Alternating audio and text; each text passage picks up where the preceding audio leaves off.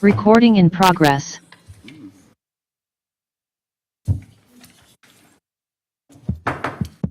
Good evening. Call to order the Plan Commission meeting Thursday, June 22nd, 2023. Regular, please take the roll. Mayor Nelson, Here. Commissioner Hogan, Here. Commissioner Haley, Here. City Engineer Morrow, Here. Alderwoman Day, Here. Commissioner Leo. Here. Good. We have quorum. Please rise for the pledge.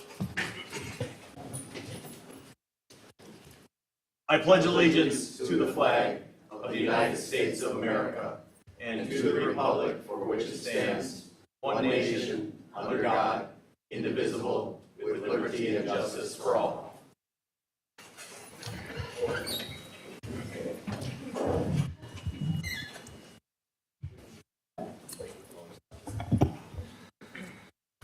Before we go into the approval of the minutes, Mr. Leone, if you'd like to say a few words real quick. Thank you, Mayor. Thank you, everyone, for coming tonight.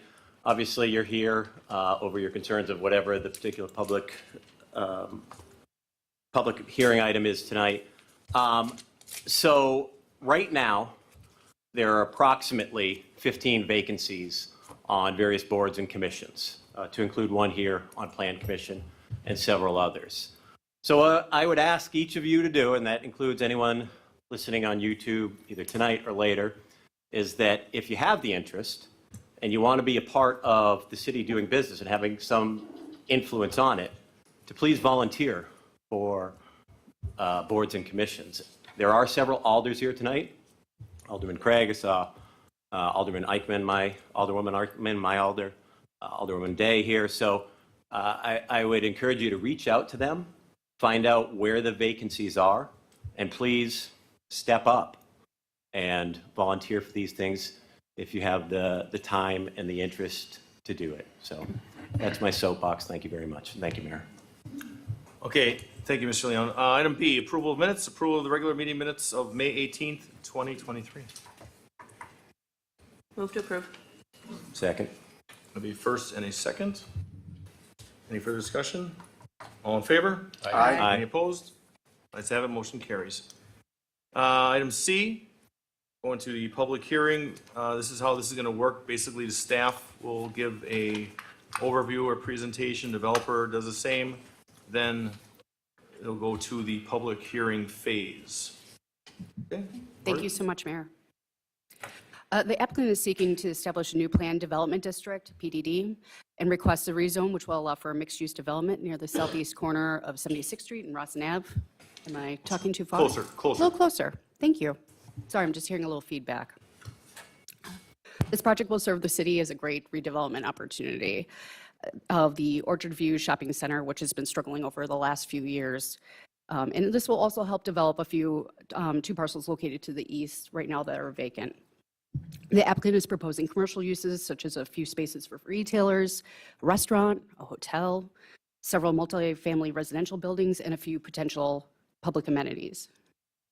I hope to be a little personal with you guys, but I've noticed over the last month and a half that I've been here that there seems to be a lot of misunderstandings of our processes and also some misinformation that's being spread. So I hope you don't mind if I take some liberties to just provide a little education to understand what the process is when we have such a complex development like we have here in front of us, what they have to do to be able to start breaking ground. So the applicant here tonight is to seek a comprehensive plan amendment and a rezone. And in this case, the creation to create a PDD, which would have a mixed-use designation.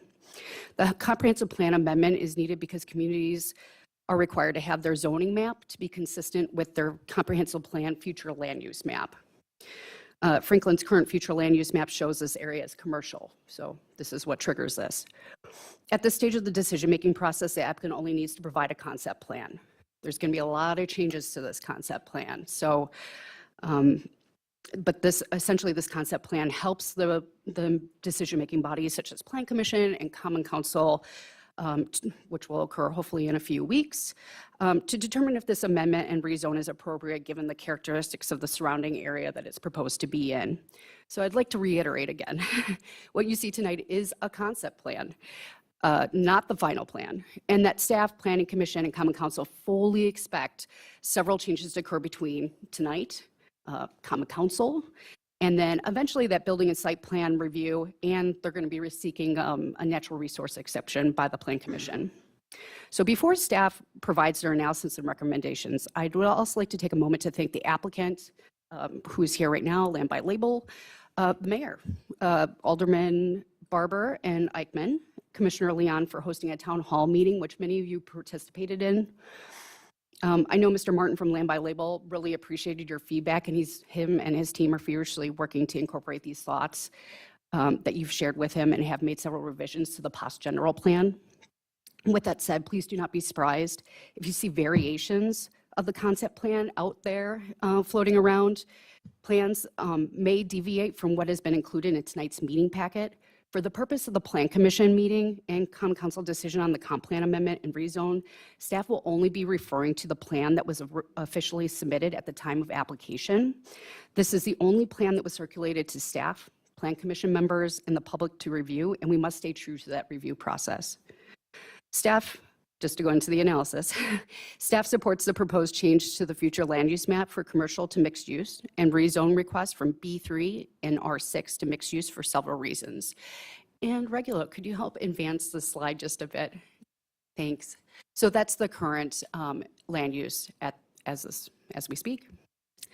The characteristics surrounding the site are compatible, being predominantly residential and commercial in nature. Initial reviews surrounding roadway networks appear to be adequate to support the increase in density, and the inclusion of amenities on the site may satisfy a need that is not entirely being addressed in this portion of Franklin as we speak. That's okay. Bless you. The comp plan has identified this area as planning area D, which is an opportunity, and I will paraphrase, for commercial development along the east side of Loomis Road with housing that transitions to existing neighborhoods to the east, representing a significant opportunity to future development of the city. In addition, we have map 5.6. Regular, do you mind putting that up there? Thank you so much. Which discusses potential development areas for commercial or mixed use development, specifically those types of uses. Just want to elaborate a little bit on the history of this map. This map, in our comp plan, was created 2 decades ago. A lot has occurred since then. So when this map was created, it only addressed greenfield sites. It didn't address infill. It didn't address redevelopment opportunities. So there's a missed area of opportunity in this map. But as you can see, a lot of the corridor around Rawson and Loomis are all designated as mixed use or potential commercial. So I think it's a logical and reasonable expectation that this also transition over to that 76th Street corridor. Staff also feels this project meets many of the goals and objectives found in this comp plan. Most notably, the goals that encourage the city to incorporate more mixed-use development into commercial corridors. Finally, staff supports the concept plan because the mix of commercial and residential uses will support the current uses in the area. There isn't an excessive amount of commercial development being proposed in this situation. If we did have a lot of excessive commercial, that would likely cause strain on the existing commercial along that corridor. And the last thing we want to do is create situations where we have to yet redevelop another property. In addition, there's a lot of residential being proposed on this site, which would also support that commercial and make it a successful area. The staff is recommending a greater gross and net density to allow this project to move forward, which is discussed more in length in the staff report. But the staff would like the commission to make a determination that the proposed amenities meet a community purpose and justify the proposed increases. There are other items staff provided in comments to help the applicant move forward from concept to a plan that's actually ready for the building and site plan approval. And that is my short dog and pony show. Ian, would you like to come on up and share your project with us?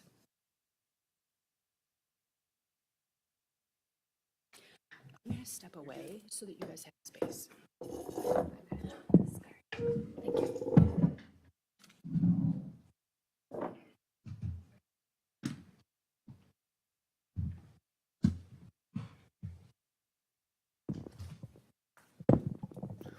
All right, thank you all for having us. Thank you, staff, for the good summary there.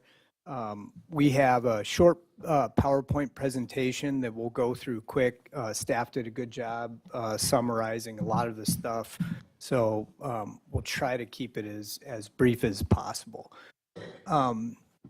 I think a little context, at least from our standpoint, might be helpful for everybody here. And so when you look at the map that you have in front of you, the aerial, what stands out is, for us, this is just a rare opportunity to focus and concentrate new development, which is really redevelopment, as the staff pointed out, on a quadrant of town that has become a focal point for Franklin.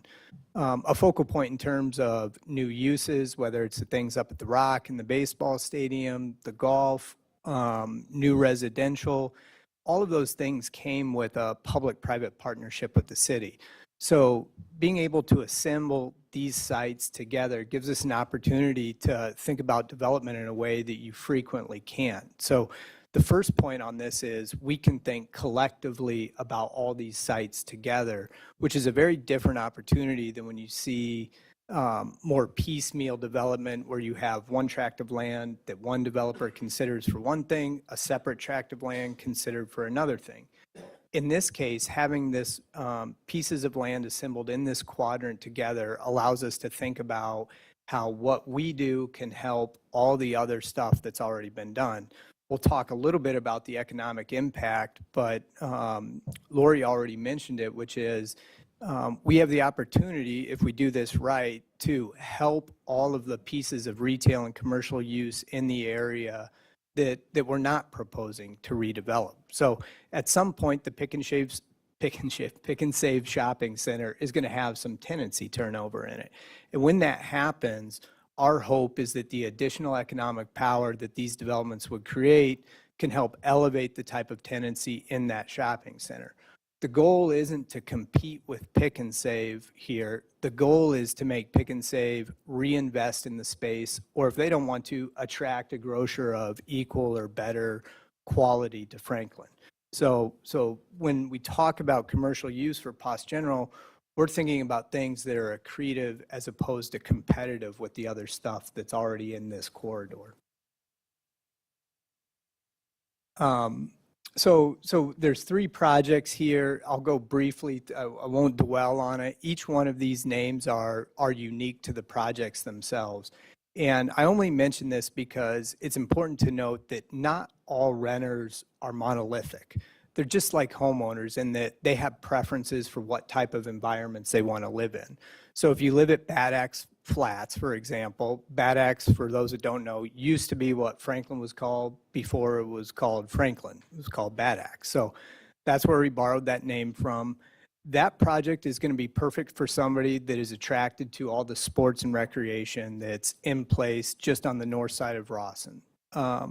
Vitology, which we won't get into tonight for various reasons, but that's meant to be more of a rural retreat for people that don't want a lot of activity. They like a more quiet setting. Post General, which we're talking about, is for folks that are attracted to a more active environment. So each one of them are conceived of individually. Post General, by the way, is the name of kind of the original general store that was in Franklin, actually located not too far from this particular site. So that's where the name of that comes from. Thank you. So as Ian mentioned, the sites and the comprehensive redevelopment scale of these 3 projects allow the city to elevate and change for the better this quadrant of the city.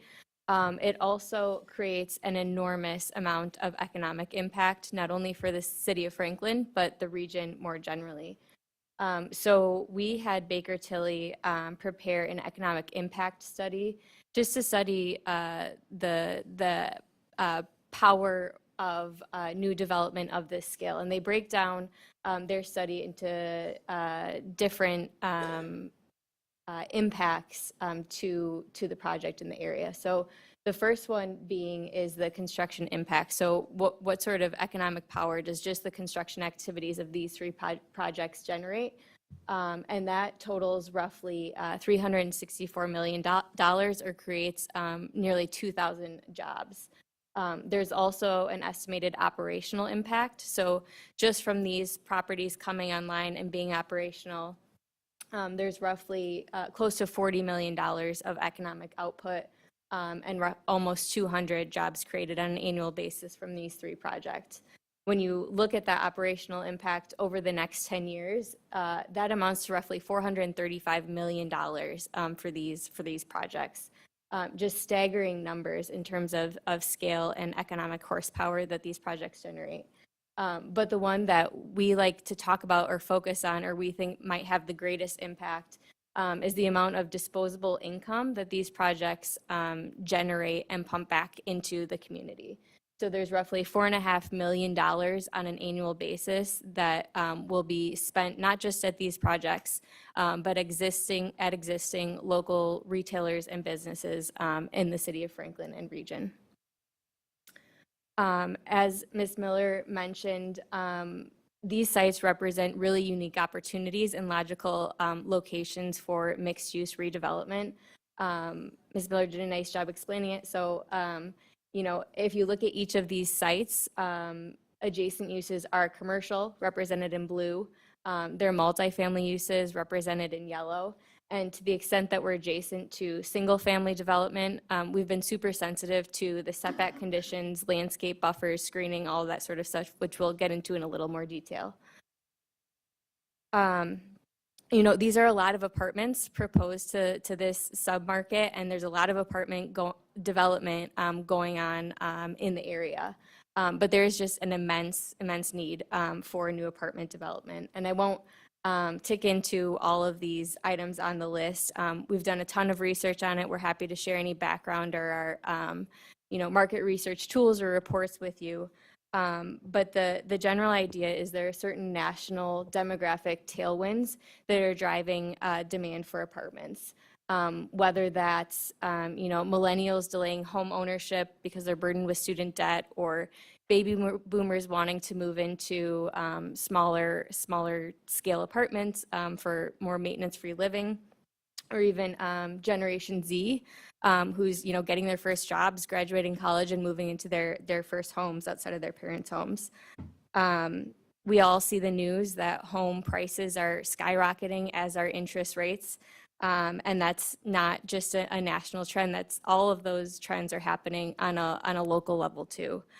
And this is evident in the Franklin submarket apartment fundamentals. So when you look at rent growth over the past 5 years, I mean, it has grown significantly, and vacancy has stayed low and is projected to stay below 3% for the foreseeable future. So all of these demographics on a national and local level just really drive home the need for new apartments in the area, and Franklin specifically. Thank you. So one of the, you don't have to look far for to capture all the trends that Emily's talking about. When we did the Velo Village project, I guess 4 years ago now, that project had one of the fastest lease ups I've ever seen in my professional career. So it averaged more than 30 units a month.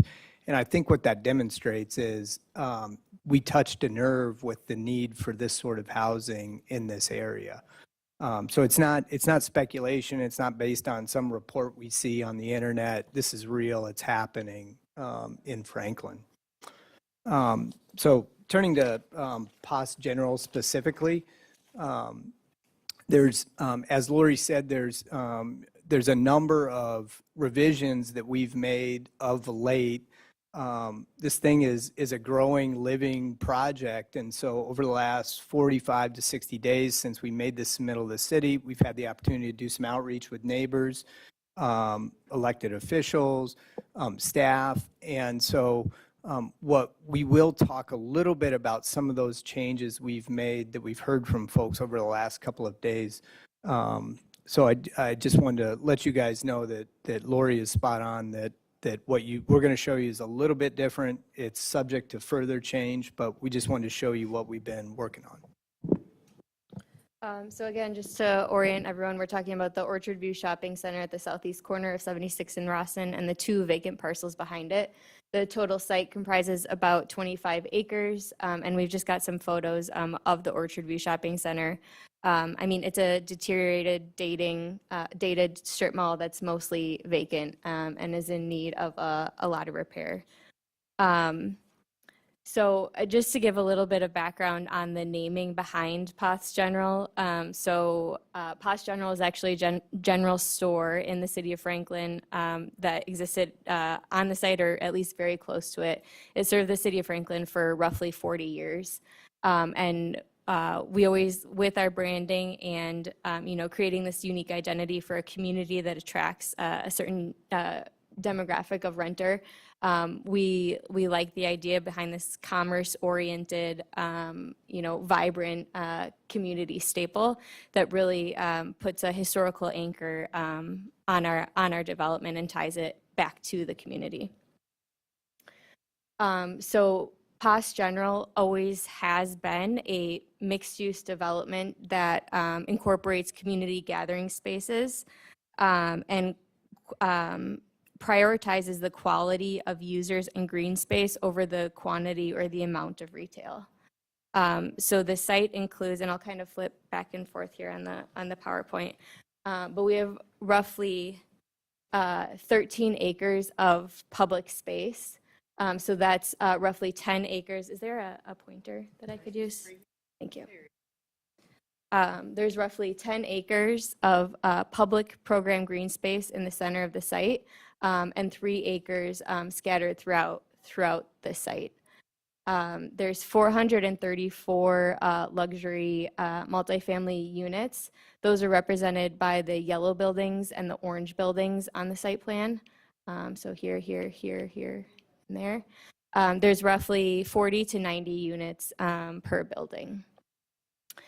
We also have a 50-unit boutique hotel, which is represented in purple here. We have 20,000 square feet of brick and mortar commercial space. This is focused on high-end beverage and dining. So that's represented in the red here.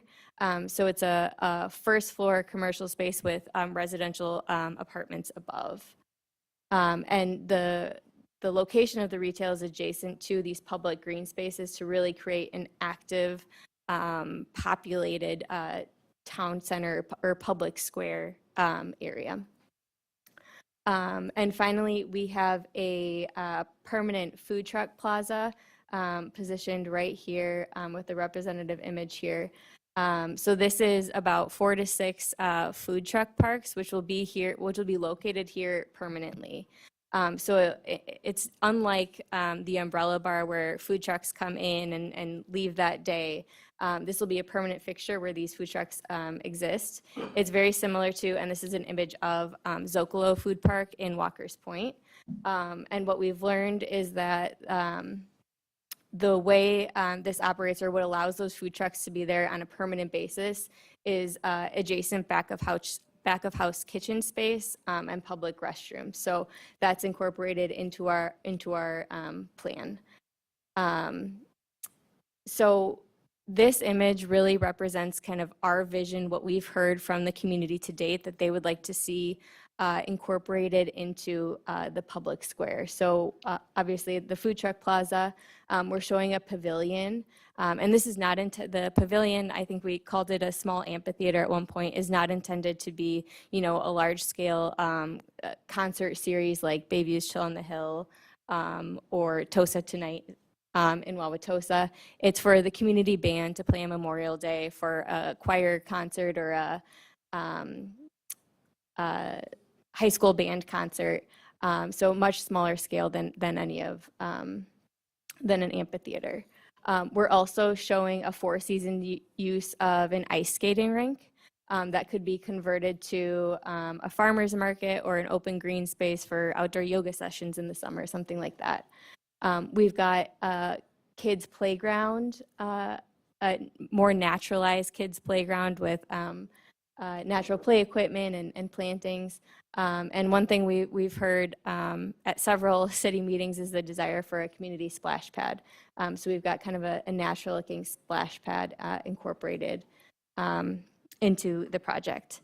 I will say these are ideas that we've come up with based on the feedback that we've got today, but we're looking for additional feedback from the community. If there's something people definitely don't want to see, it doesn't have to be part of this. This is meant to be for the community, designed by the community.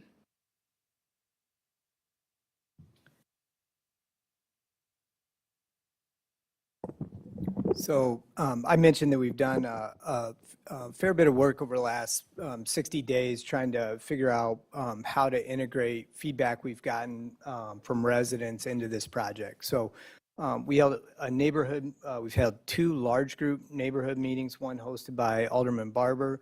Most recently, a number of sort of one-on-one conversations with folks about landscaping, perimeter fencing, those sort of things. And so I just want to go quick through some of the more material changes that we've agreed to make to date. So first one, hotel is too close to the condos on the south. We flipped it with one of the apartment buildings, focused the commercial on the interior of the site, like Emily said, to generate the activity, but it also has the benefit of shielding the condos to the south from any noise and sound associated with those potential restaurants.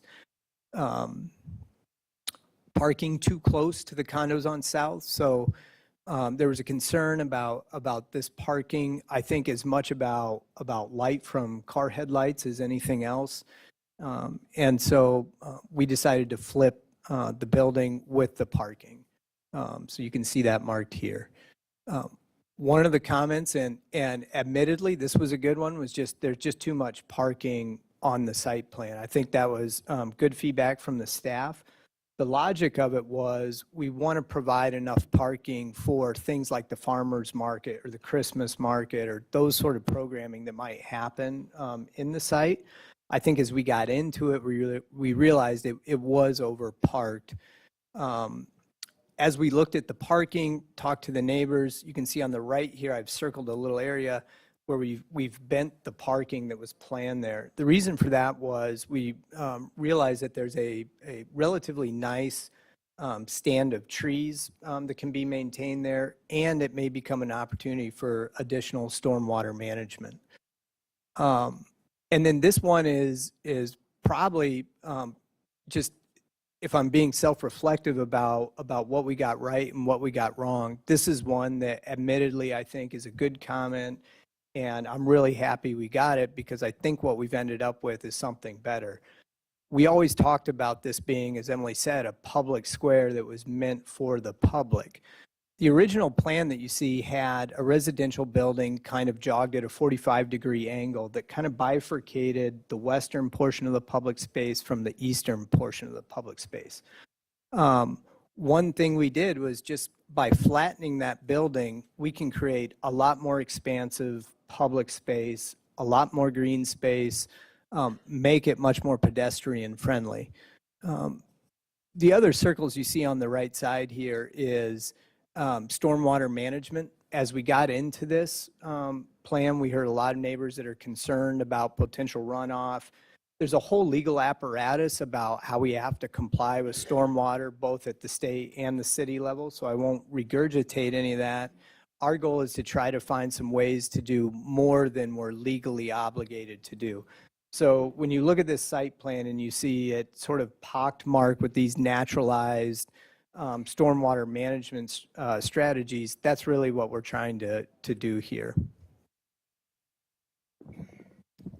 So we received lots of comments from staff and neighbors to try focusing a little bit on the perimeter landscape buffers.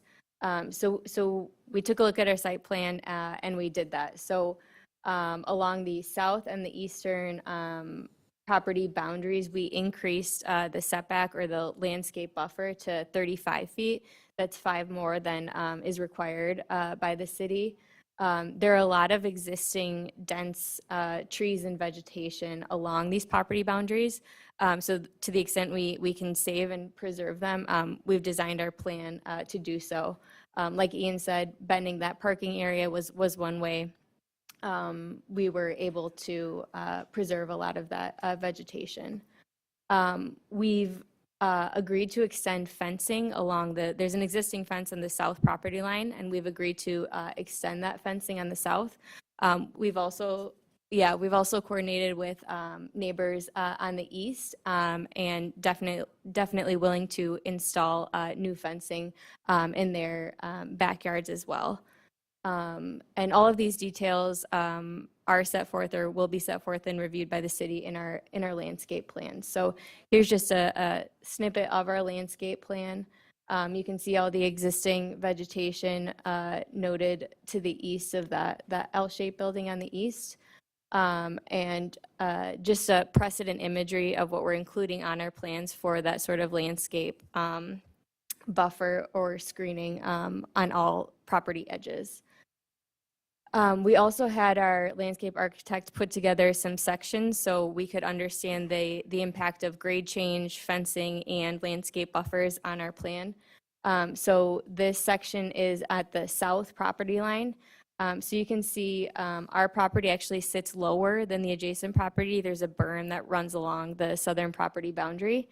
And the existing fence is, I can point it out here, is shown here as well. So this is part of the fence that we'll agree to extend. On the lower end of the berm, this is our property over here, we'll install that screening or landscape buffer.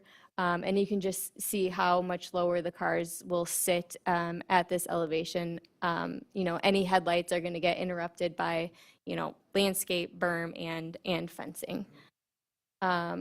This is another elevation or section of the eastern property line, and same condition here. So lots of proposed screening, lots of existing dense landscaping, and we would agree to install a fence to further mitigate any light impacts from car headlights.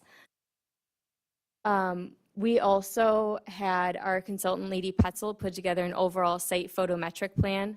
So I don't expect that anyone can read or dissect this from the screen, but just wanted to show that we have made some progress. You can try. Have made some progress on it. What it does show is that we comply with city standards. There will be no light bleed from our site onto adjacent properties.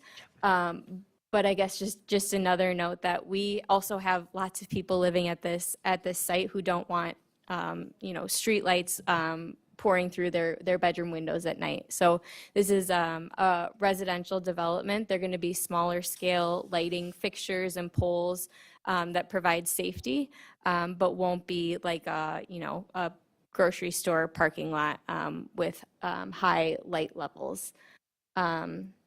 It'll be much more residential in nature. I guess the final comment we heard from residents was this isn't Drexel Town Square. We want Drexel Town Square. We want a lot of commercial.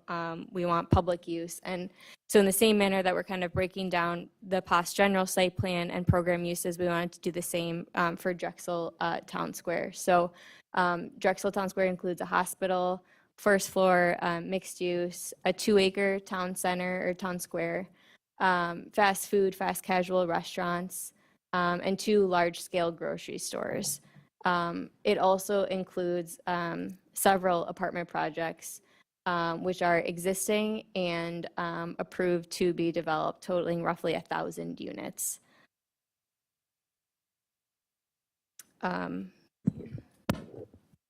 So one of the one of the things to note about this conversation about town squares and town centers, I think the traditional notion of a town center like we saw at Drexel or Bayshore was, as Emily said, retail heavy and residential light. If you fast forward today and just see how those projects are performing, the short answer is they didn't get, at least initially, the balance between residential and commercial space correct.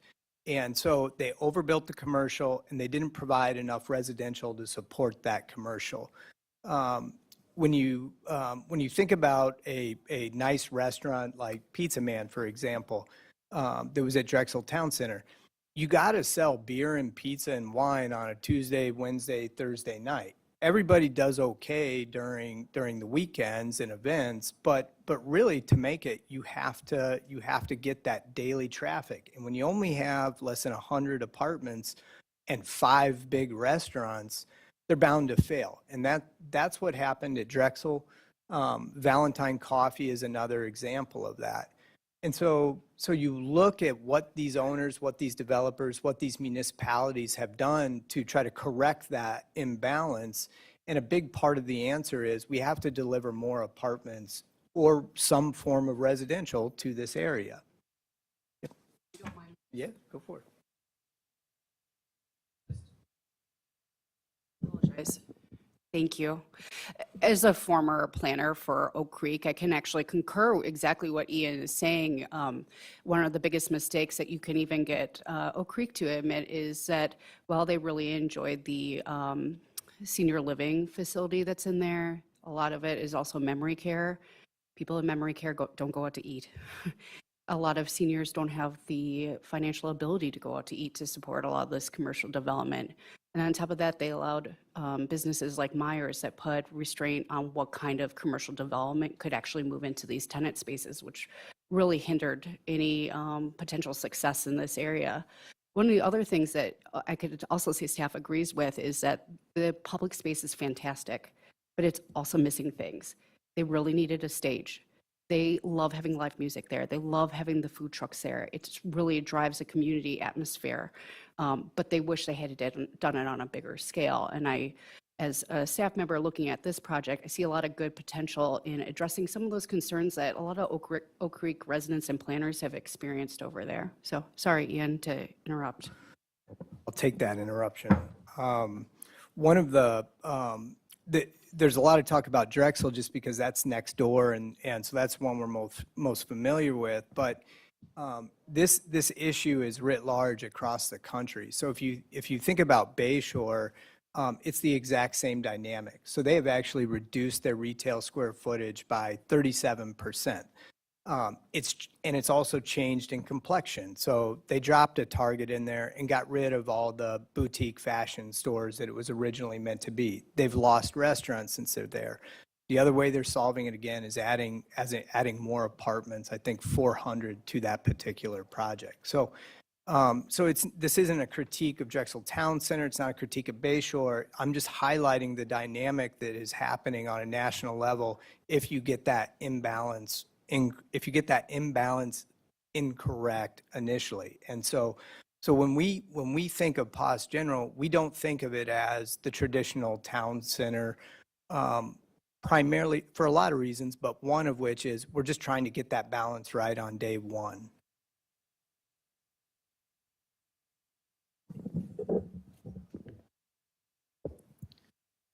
So I guess just another comment on the overall development intensity. So we talked about light and our standards there.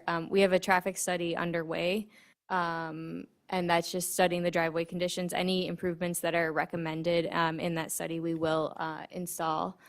But just wanted to highlight the development intensity with regard to traffic based on the current use of the project if it were 100% occupied versus Pas General. So if this entire shopping center was full, it would generate 5 times the amount of traffic on a weekday basis as Pas General. So just in terms of existing use, it's a lot more development intensive, and that's true of all commercial uses. Commercial uses just generate a lot more traffic, a lot more impact, noise, light than mixed-use developments like Pas General. So I think that's the end of it for us. Just one last note, because I think it bears on this discussion of what we're trying to do versus some of the examples. Drexel Town Square is 85 acres. Their city public square, as they call it, is 2 acres. I think that's about, what, 2.5% of that overall development. We have, as Emily said, 10 acres, which is about 40% of our overall site area, 13 acres of open space in general. That's more than half. And so if you're trying to figure out, trying to visualize, and it's admittedly hard to do when you're looking at two-dimensional site plans and pictures, but if you're trying to visualize it, I think one way to visualize it is just understand the wide difference between the amount of open space that we're trying to accomplish, the public space, the public uses versus what you see in some other examples.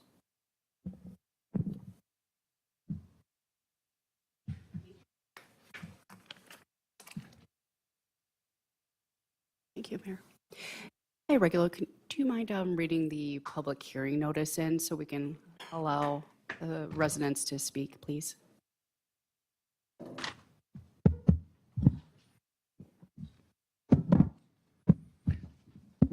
Notice of public hearing, City of Franklin Plan Commission.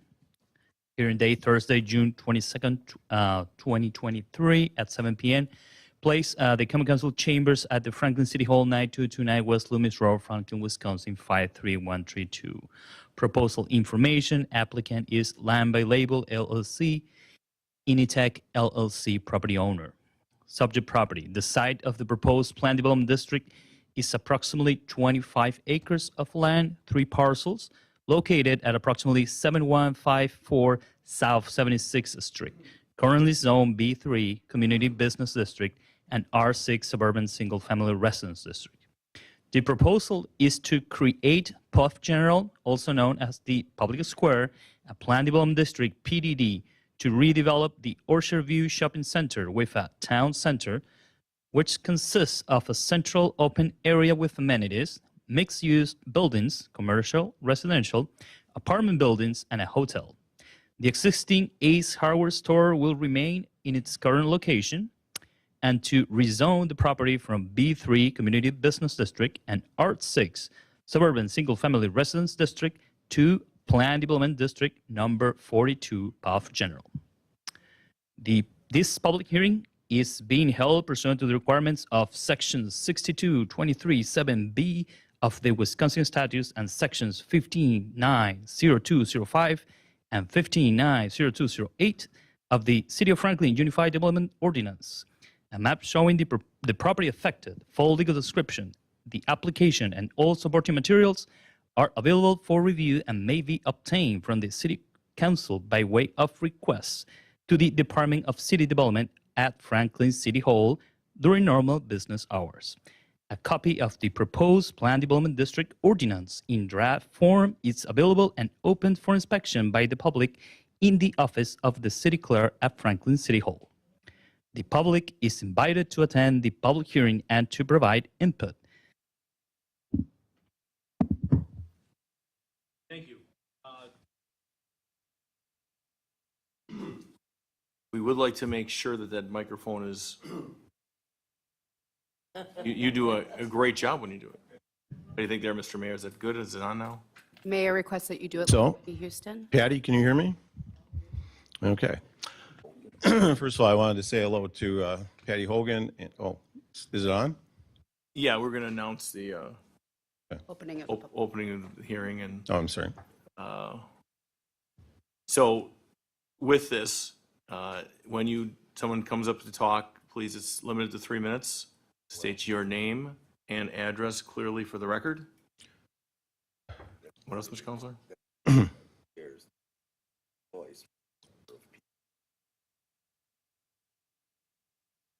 Well, given the amount of people that are here, we just would like to see, for everyone's courtesy, a 3-minute rule. If that's fine, I'll just notice you. We're not going to shut you down, but just advise you when you're at 3 minutes. Mr. Mayor? Tom Public Taylor. hearing is now open. Okay, third time. I know. My name is Tom Taylor. I live at 7014 Elroy Court, Franklin, Wisconsin. I've come down several times before to speak on this development. The primary issue for me is, and I'm only going to do this quickly, goal of the city, 70-30. There remains a goal of the Common Council to obtain a 70-30 ratio of residential to commercial assessed valuation. As you can see, that was approved June 29th, 2005, so it's been up there for 18 years. It has been the goal of, I suppose, this council and all the previous councils to try and achieve a 70-30 ratio. Residential development does not, in and of itself, help that goal. We started off, I believe, with a formula of 16% commercial, 84% residential. As I said earlier, prior to me ending my term, we were very close to the 30% commercial development.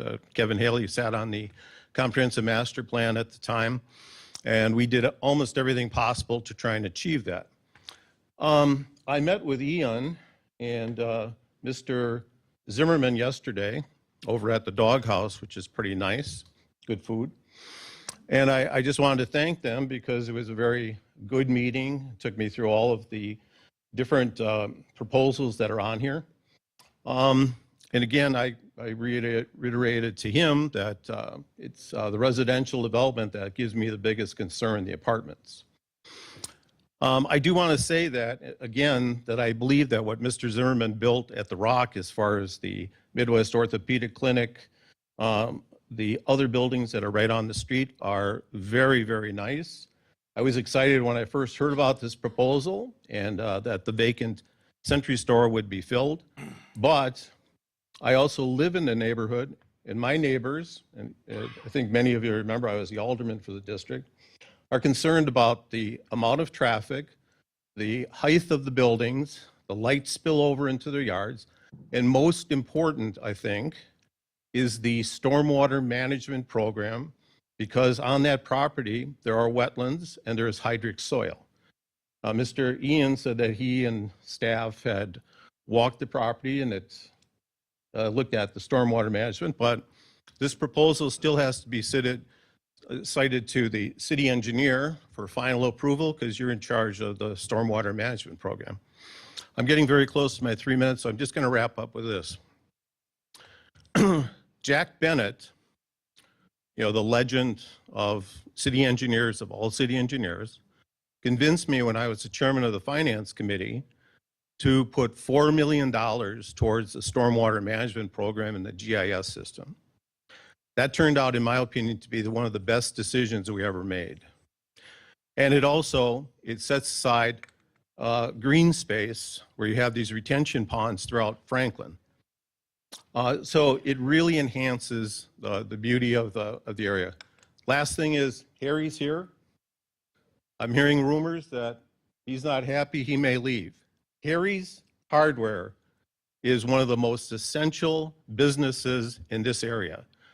When I need, if my plumbing is leaking or whatever, and I need to get something quick, I'm going to Harry's. Need to get something fixed quick, it's Harry's. So I would say take as much attention to keeping Harry here. And the last thing is, I am totally in favor of commercial development for this property. And I'm totally in favor of getting the shopping center from dark back to light and upping the thing. But it's a lot of, I think this young lady over here said, it's going to increase the traffic by 5 times. So this doesn't just impact the general, I saw something out there. It's going to increase the traffic significantly. She said that she had met with the neighbors. I know that they had met with people at Whitstone, some of the people on Brunn, et cetera, et cetera. This proposal affects all the people in Franklin. You're going to have to tear up 76th Street. You're going to have to look at tearing up the intersection of Rawson and 76th Street.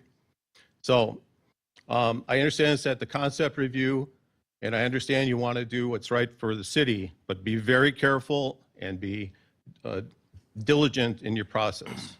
So thank you. Thank you. Yes, sir. In between speakers, find here also.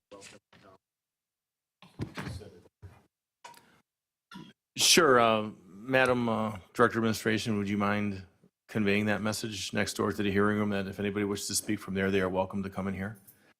Okay, ma'am, welcome. Hi, Linda Mathwig.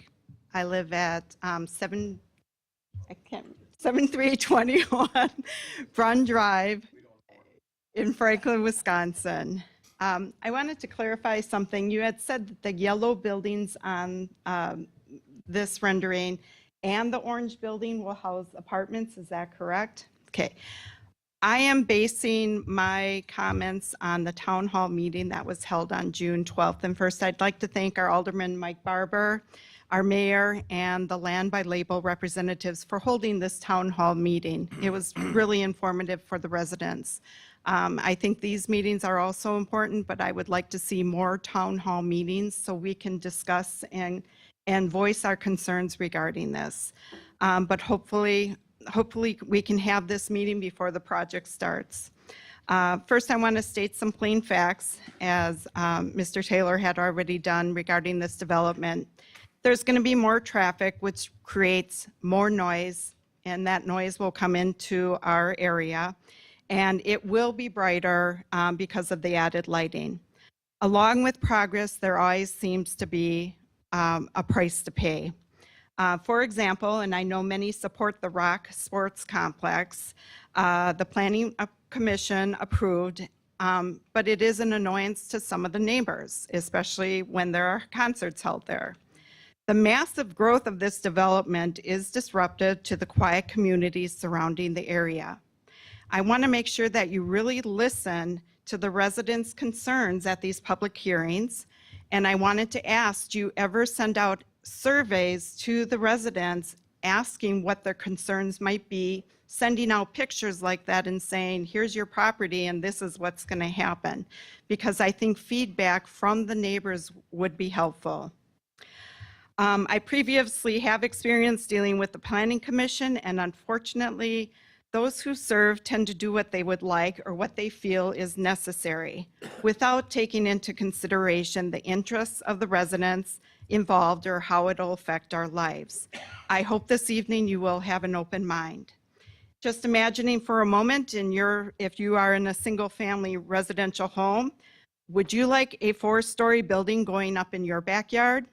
I understand that the cars will be lower, the lighting will be lower, but if there is a 4-story building, those top stories are going to be able to see into the residential homes. I'm guessing most of you would not be pleased with that plan, but if you don't like it, why should it be forced on us? This is being built next to a subdivision, unlike the comparison to Drexel Town Square, which has no single-family homes in the area.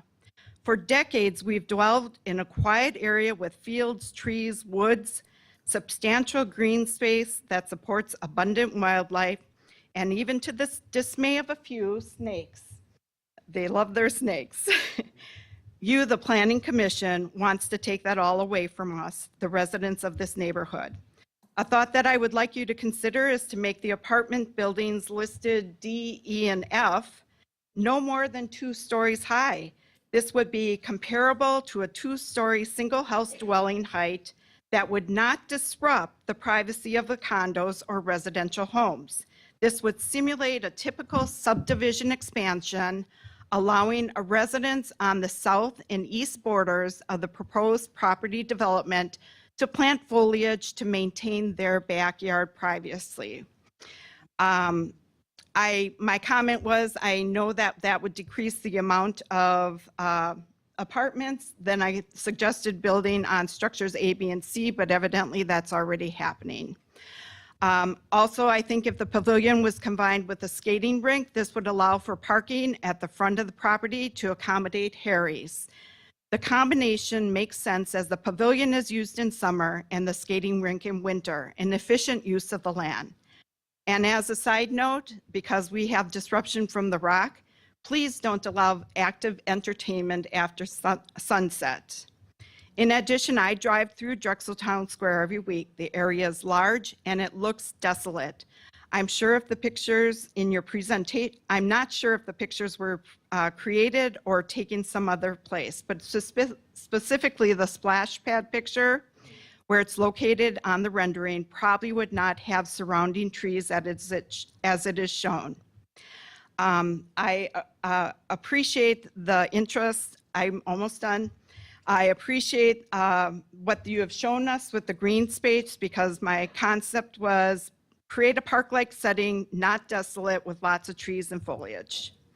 Moving forward, I hope that you will have compassion on your fellow residents of Franklin. Please be reasonable and make this development a positive addition to the community, but not at the expense of disrupting the lives of the neighborhood residents.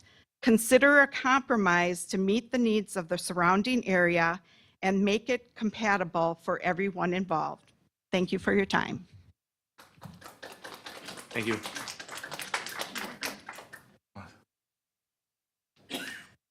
Hi there and good evening. My name is Ken Hallett, and I live at 7395 Carter Circle East.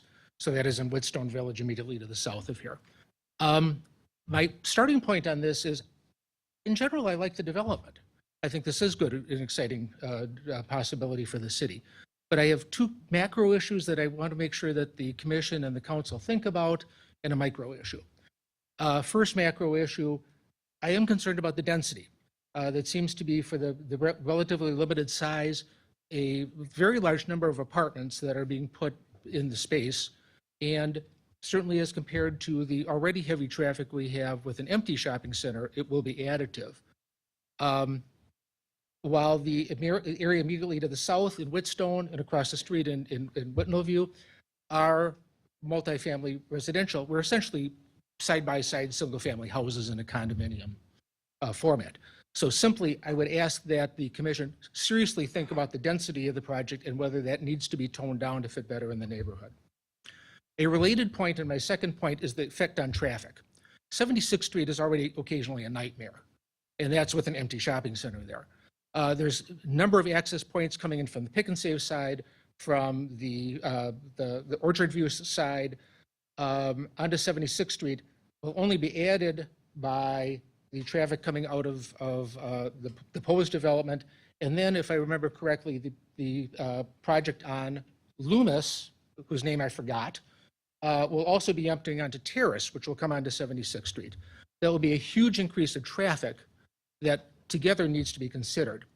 Also hitting westbound on Rawson, it is already very tied up in the corner to make a left turn westbound Rawson to southbound on 76th, where the driveway into the McDonald's is, or not driveway, but the access point. They're already interfering with each other. Something will need to be done to deal with the traffic in both directions.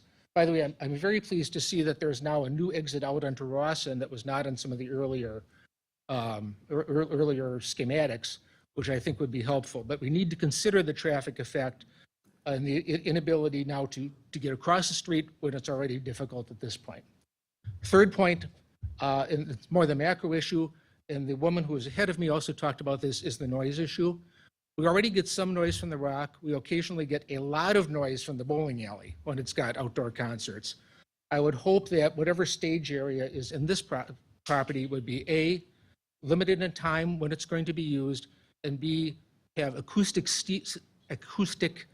barriers, and also face away from the residential areas to the south and the east, so to not disturb the neighborhood with the noise that will travel amazingly far already. We just don't need another source of that. I think I'm under 3 minutes. Perfect, like right there. That's the chime.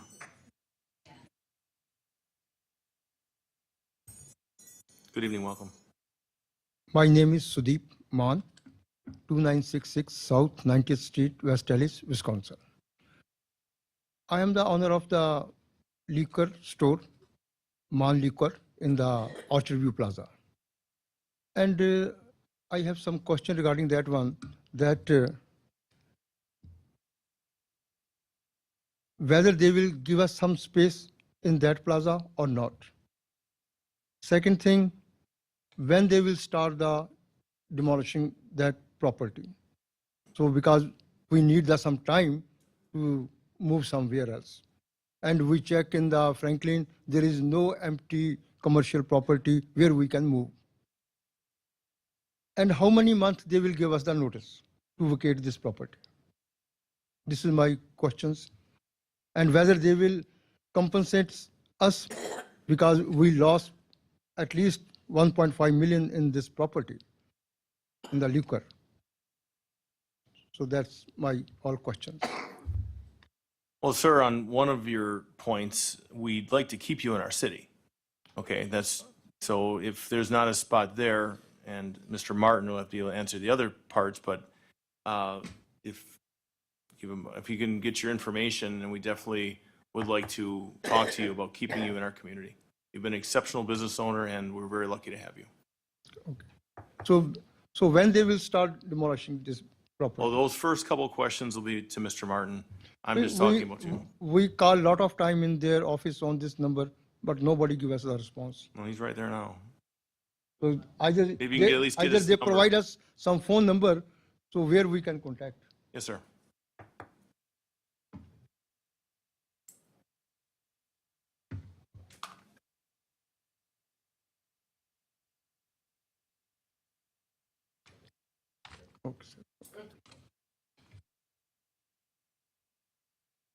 Okay, I will contact to them Yes, and sir. I will take it answer. Okay, Thank thank you very much. Anyone else? No, ma'am. My name is Dorian Culp, and I live at 7402 Carter Circle West. I'm in the Whitstone Village. I just have a couple of questions.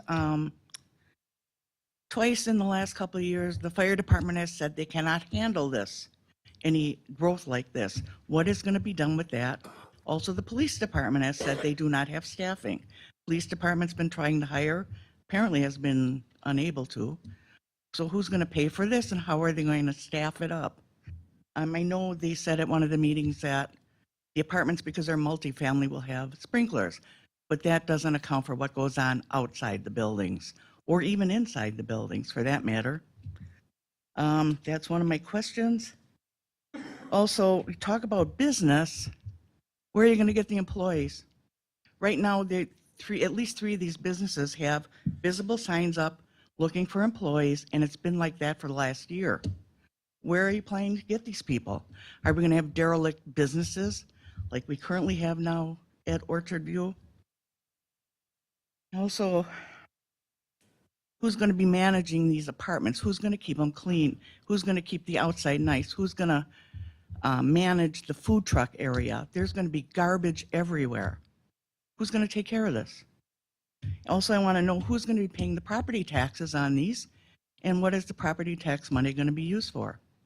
Are we going to be paying, as residents, are we going to be paying for this additional information, for the police, for the fire, for the cleanup, for everything else that goes with it? And finally, what about schools? We got all these apartments coming in.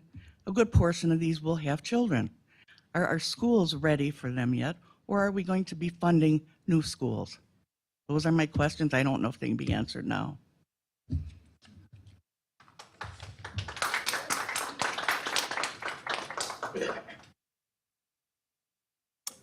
Anyone else wish to come forward and speak on behalf tonight?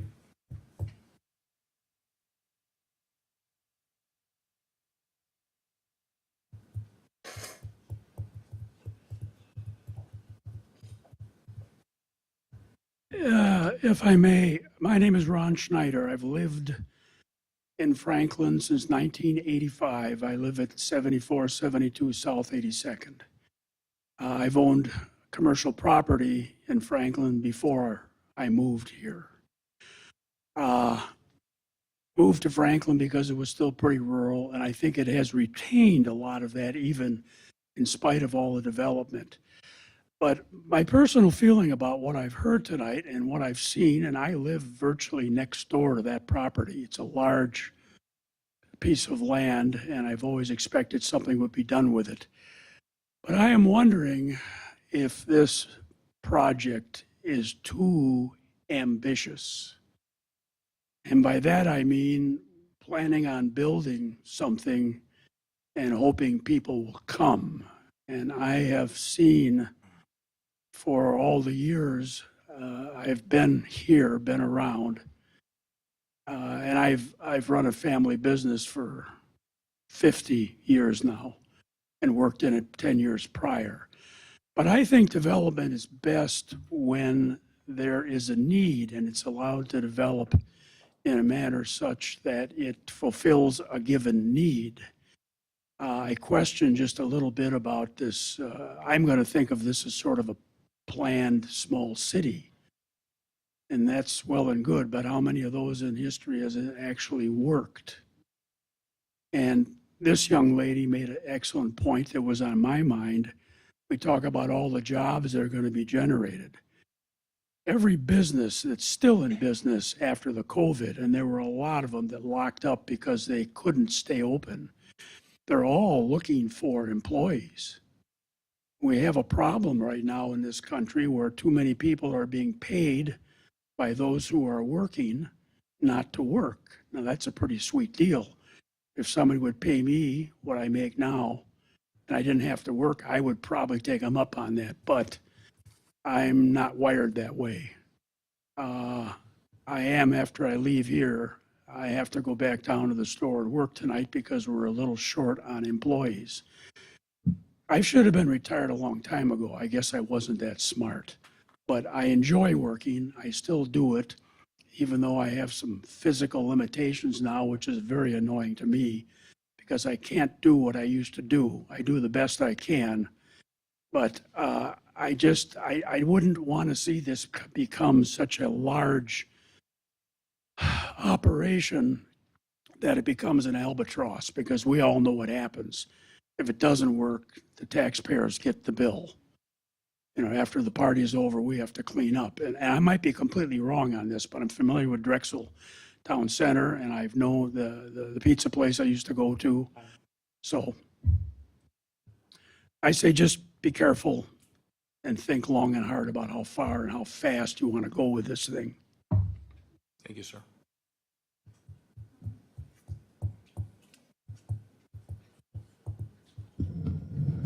Hello, my name is Eli Gasavic.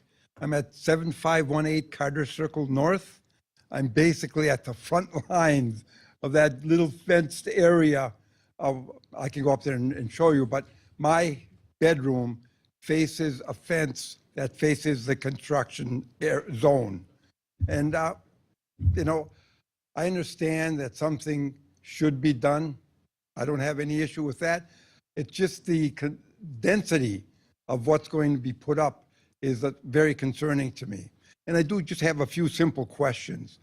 Concerning the 35-foot barrier, is that something that would be written into the contract when it would be done with the city? I would hope so. Wonderful. That's great. 4-story apartment buildings. Man, that would be, I would think, such an eyesore, and definitely it would block my view of anything because, again, I'm right down at the very south end. And I would think it really would be very disconcerting and very unattractive for our area. I'm also wondering, because it's never really been mentioned, and I really don't know, is you must have done studies on property values. Is that going to lower our property values or increase our property values? I have no clue, but I would think maybe this organization that's doing this might. And, you know, some of us always have to be wise guys. I have a small business running out of my home. And again, I'm right at the very tip. You pay me $500,000 of that $2 million, and you can own my property. You can move your family in there and enjoy it for the next 2 or 3 years. Thank you very much.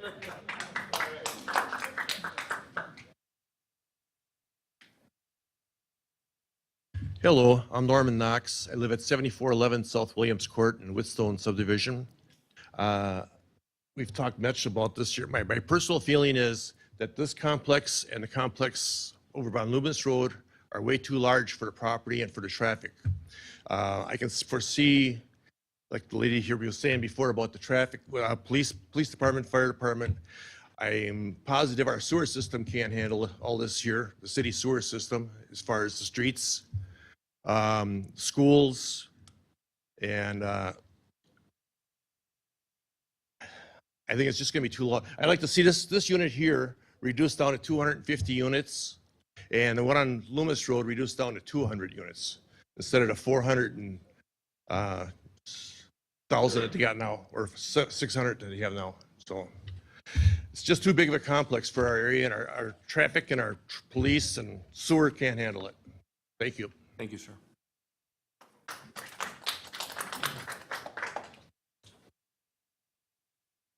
Hi, I'm Mary Haas. I live at 7711 West Maple Ridge. I just have a quick question. The area off just south of Rawson Avenue where the old farmstead is with all of the outbuildings between the 2 points of that, is that going to be eventually part of this development? At this point, it's a different owner.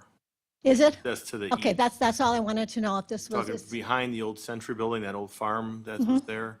Yeah, that's right now, it's a 6-acre parcel with a different owner. Okay, thank you. That's all I wanted to know. I apologize for the interruption. I understand the incredibly don't want it. So I brought in some water. Just want to make sure. Got it. No, I've got my own. I'm being facetious. Leroy needs one.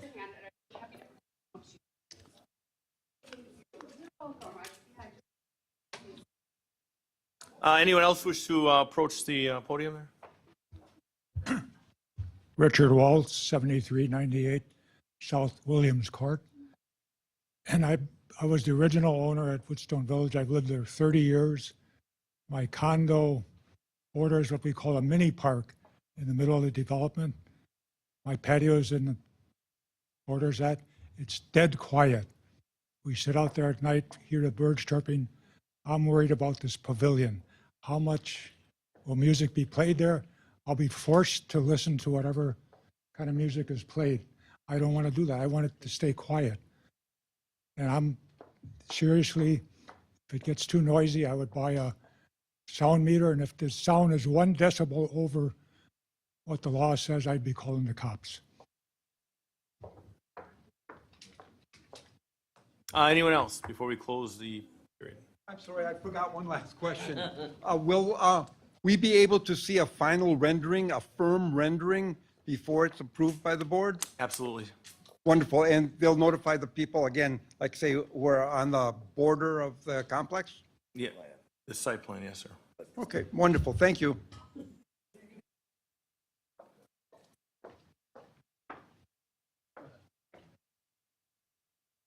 Michelle Porupkin, 8536 South River Terrace Drive. My mom lives in the Whitstone Village. I feel like something needs to go in there. Definitely, I think we're all on the same page there, but I think what's proposed, it's not my wheelhouse, but I just feel like it's more catered to the residents living there in those apartment buildings than it is to the public. We're calling it, a public square, we're calling it Path General, but I feel like it's more catered toward the residents living in those apartments than it is bringing people into. I mean, you don't have any nice restaurants. You have your food trucks, right? Your food truck plaza, so there's a bathroom so people can go use the bathroom. I don't know. I just feel like it'd be nice to have like Water Street Brewery, something like that, something attracting more of the public in there.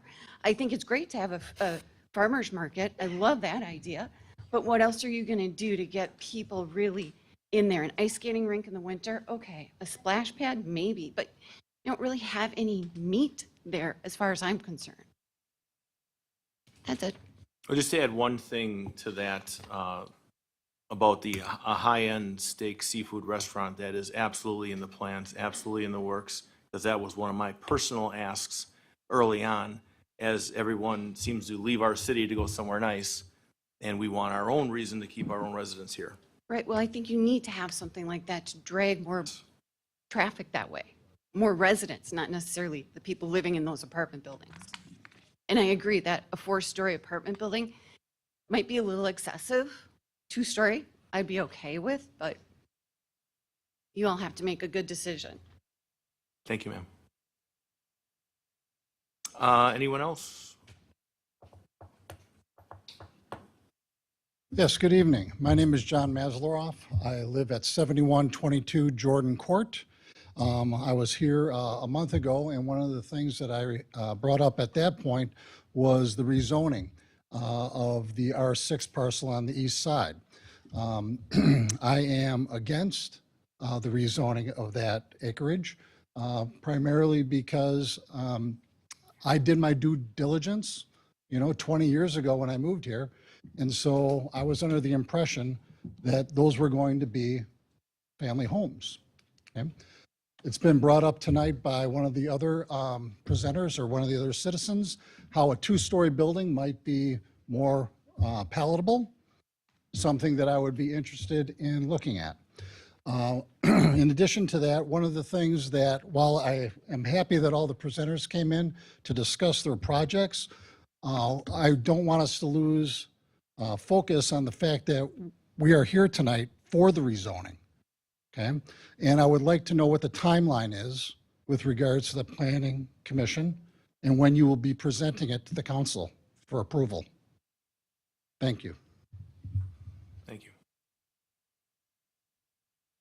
You want to address that, or? We can wait. You want to answer? Hello, my name is Mike Barber. I'm the alderman of District 5. I've been the alderman for the last 7 years, ever since I started my campaigns and getting interested. All I've heard about from residents throughout the district is why can't we do something with Orchard View? It's been one of the main concerns that has come up time and time again. Why can't we get something going there? Why can't something happen there? Why does Franklin not have anything? Why does everything go to other cities? My concern with all this is trying to make something that is amenable both to residents, businesses, and the developer. I've met with the residents. I've come to the meeting, I've talked. I've said that I'm available for any kind of discussion. I've had a town hall meeting. I plan on having another town hall meeting, and I'm hoping that the developers and I can meet with the homeowner associations that are on either side of this development. Individual meetings. So I'm just here to say that your input is important. What a lot of you I've talked to, a lot of you have been at the meetings, I recognize you. The whole idea being, if you come to these and give input, I've seen where it is dramatically effective. So I want you to continue to come forward. I want you to continue to reach out to me. I want you to continue to talk about what you'd like to see, because it doesn't fall on deaf ears. There's been a lot of changes made already. I appreciate our new planning manager, Lori, who came tonight to explain a little bit about the process, where this is just conceptually what they might want to put there. It's not the detail. I'm hoping that within maybe 2 months, some more detail and more refinement of this will be announced. But I'm planning on having meetings before when that happens, so we can discuss that as well. I think what happens now is, and correct me if I'm wrong, on July 5th, any action that comes from this meeting tonight would come before the council. Just to answer that timeline question. And then later on in the process, there will be a site development, and this does have to come before council. So there's another step in this where people would have a chance to speak. The whole process to me is something that has been very, I don't like the word transparent, but I'm trying to make this as transparent as possible. I think that's just the normal way things should be done, and it doesn't need a word, but that's my goal. I want all of your inputs as best as you want to make them. Thank you. Thank you, Alderman.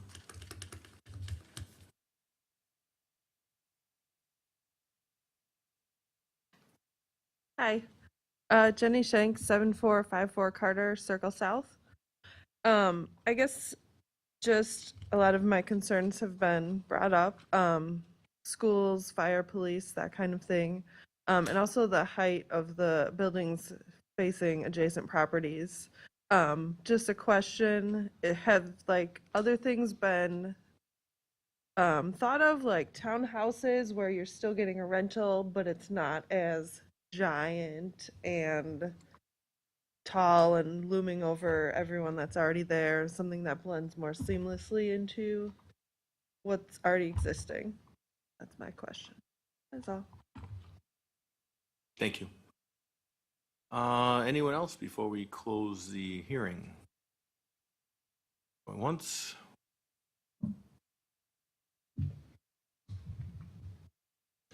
Leroy, excuse me, Leroy Lewandowski, 8030 West Winston Way. What I'd like to see, and what is not happening, is that we should go back and put another grocery store in that area. We definitely need it. Now, I had a conversation with the person that owns that property, and he stipulated that none of the grocery stores were interested in it. But having a woodsman there would be an excellent thing for us. And another reason is because somebody wants to put 400 apartments behind my property, and that's only about a half a mile away. So we're going to have too many apartments. And did you look at the price? I can't afford a $1,400 a month rent. I'm old. I can't get any more income. I'm done. But it's just that we shouldn't just jam these apartments into areas like that. There's no reason why we should. And then have the other 400. We're going to overkill the thing. And one of the things I'm doing, every morning I get up, I go into Oak Creek and have breakfast there. There's no place to have a decent restaurant in our area. There's two of them in Greendale and Greenfield, but I have to go all the way to Oak Creek every morning just for 7 days a week. We don't have anything that good around here. We need something, and I just don't like to see apartments going up there. And I thank you.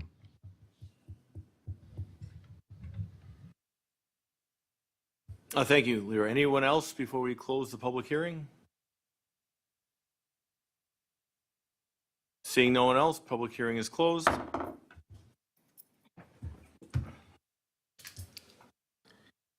Now, looking at this, Madam Planning Director, are we looking at now, by number 2 is no longer part of this?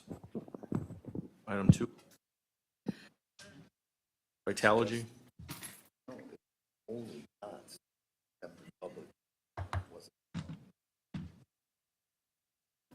Mayor, we should keep these separate, please. Okay, I thought what he was talking about earlier.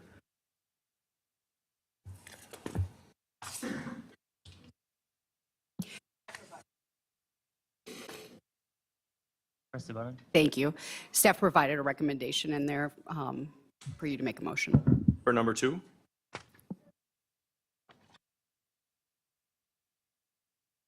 If you could read the motion then for number 1? Mayor. Open for discussion? If I may. Absolutely. There may be some questions from Commissioner. Could we ask the applicant to come back up that way? If members of Plan have questions, or if they want to address some of the questions that came up from residents that they're at the mic. I do have some questions myself, but I will defer to other commissioners first. Council? Question for staff for clarification. I believe that I heard a while ago that site plan will allow for more input, et cetera, and I think I heard that it would be going to the Common Council. Site plan. Yes. Site plan's not approved by plan only.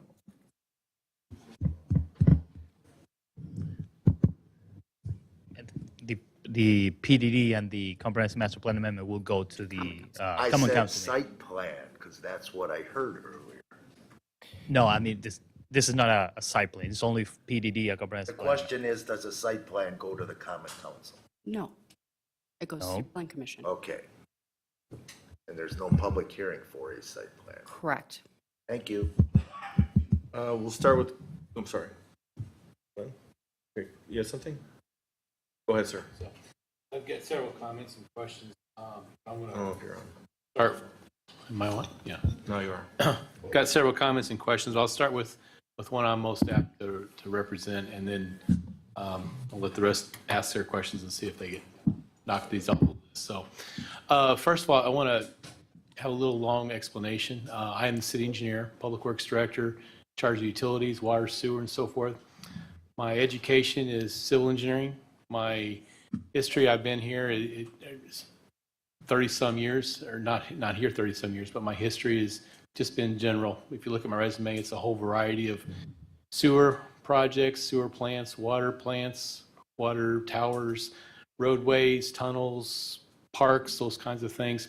Basically, what I'm trying to say is I say that I don't know a lot about anything, but I know a little bit about everything. So kind of like your family doctor kind of thing. There are experts. So the reason why I say that is because I received a phone call this week. I'm more than willing to accept a lot of phone calls. Gentlemen asked me a lot about the TIA, the transportation aspect of these. Traffic impact analysis is what TIA stands for. So among my many things that I am involved with, I'm involved in ITE, Wisconsin Institute of Transportation Engineers, but I do not call myself a transportation engineer. The reason why is that those folks who are truly dedicated to transportation actually go on to additional schooling, additional certifications. They have a PTOE after their name, Professional Transportation and Operations Engineers, I believe is what that stands for. So I'm involved in it. I know enough about it, but I'm not that into it, if you will. The question I had was, how closely are we reviewing the TIAs for this project and Vitalogy combined? So I'm going to try to talk about both of these projects at once, if you will. Situation is, I'm not intimately involved in the review of these. Fortunately, we have DOT, just because that's not my background, my experience. It's a very, very complex TIA. You're involving state highways, you're involving county highways. Fortunately, WSDOT has PTOEs on staff that do this for a living, full time. That's nothing, they don't do anything but this review of TIAs. County, same situation. They have PTOE on staff who does this full time. They review TIAs all across the county and look at it. So I can tell you, sitting on the sideline, watching correspondence go back and forth, listening to all the meetings that are discussed. I'm involved in the meetings, at least sit in on them, the Teams meetings and so forth. I can tell you that WSDOT and Milwaukee County are not just saying whatever, yeah, do whatever. They are being very critical on these developments. They're the firm that's doing it, Ayers Associates. It's not the firm we typically use for doing our transportation projects, but it's a very reputable firm. The gentleman I talked to wanted the city to actually fund our own TIA for these projects. I can only imagine how much this costs. It's very, very expensive. There's a lot of data analysis, data collection, and again, just sitting on the side of the meetings, these are very, very complex issues that they're dealing with. And so many of the questions that I've received on the Vitalogy, I've actually interjected in, if you will, in the TIAs that they've considered, different options and so forth. The question is, should the city be doing a TIA? The answer is flat out no. We should not be duplicating TIA. We don't do that for anything else as far as duplicating the work that a consultant would do. I don't want to say I fully trust Ayers, but they're very reputable, and I definitely trust the folks at DOT in Milwaukee County that are reviewing these. The other question was, I think I finally convinced the gentleman of that, but then his question was, should we, the city, actually hire our own consultant to look over the TIAs and help review them? I have done that on some very, very smaller projects, very, very small projects. I can review those myself, but again, this complexity is a lot. So I did ask our consultant, who we use a lot, if, what it would take, what kind of effort would that take to meet with the residents, understand the complexities, understand the concerns, actually, and then review the TIAs and actually, interject whatever issues into those, help review them, and then at the end, actually regurgitate that back, have another community meeting. That effort for each location is roughly $16,000. It's a lot of cash. I don't have that kind of cash in my budget. If Common Council should decide that that's really something we should pursue, they got to tell me how to fund that, but I'm going to tell you, I don't really think that's necessary. Again, listening to the comments from DOT, Wisconsin DOT, and Milwaukee County DOT, I can tell you that they are very, very critical of these developments. And they are not, taking this line down. They're not just saying whatever, go ahead and do what you want. So I just want to put that out there. There's a lot of comments about concern about the traffic. There was a misstatement I think I heard. If I understood the presentation correctly, I think what she was saying is if you consider the current zoning, how much traffic that could be occurred, what they're proposing is much less. So it's not that yeah, 5 times. So that was the 5 times. I just want to clarify that. So that's a transportation issue I felt like I had to clarify, but Thank you, Glenn. I'll let the rest of the folks answer or ask their questions, and then anything left over, I'll follow up. So. Thank you, Mr. City Engineer. Mr. Haley? Thank you. I guess I'd like to start by saying I've been waiting for this project for a long time. Many of us, I've been on the Plan Commission for well over 15 years, and the discussion has always been about creating the heart of Franklin in this area, in the 4 quadrant areas. It started with the Rock, but the idea was to create this great amenity. So now it's in front of us. What we need to do is make sure it's the right one and it's done the right way. I have great confidence in the developer and the staff he's put together to look at all of this stuff. I read through all of this stuff. It makes sense to me. It's probably a bit meaty for a lot of people. My takeaways are, I've got a few concerns. One, we're talking about the traffic impact analysis. Yes, get it done. Yes, review it. I'd get as many eyes to look at it as you can. I'd be willing to read through it, having done that before. But I'm concerned about moving too fast without seeing that, because that's the element that could put the kibosh on this or change it radically. So you need to get, it's great that the study's been done and been forwarded, I'm told, to the county and the state, but until you get them to sign in the line telling you exactly what you can do, you don't have a project. You can't get into your site without county permission, and Loomis Road, I'm sure the DOT, I've worked with them as well, and they will have concerns about potential impacts. The big difference being, and again, I don't want to get into the details of it, but the uses are different in terms of time concentration. One of the concerns that you get, that I have with residential, is that everybody gets up and goes to work and comes home at about the same time. So the consultants are telling us there actually should be a decrease in traffic. My concern is that there will be peak times, morning, afternoon, you can imagine, and we should be looking at those and making sure that that's really what's happening. People drive everywhere now. That's the other comment. I'd like to see this even more pedestrian friendly. I look at the road layouts and all that. I'd love to see a much better drop off. There was always talk about potentially running shuttles between the Rock and this intersection, things like that. So there should be a way, if you're going to have a splash pad, parents should be able to call up and drive up and drop people off. You've got all the amenities it takes for automobiles and for residents, but I think you need to pay some attention to that.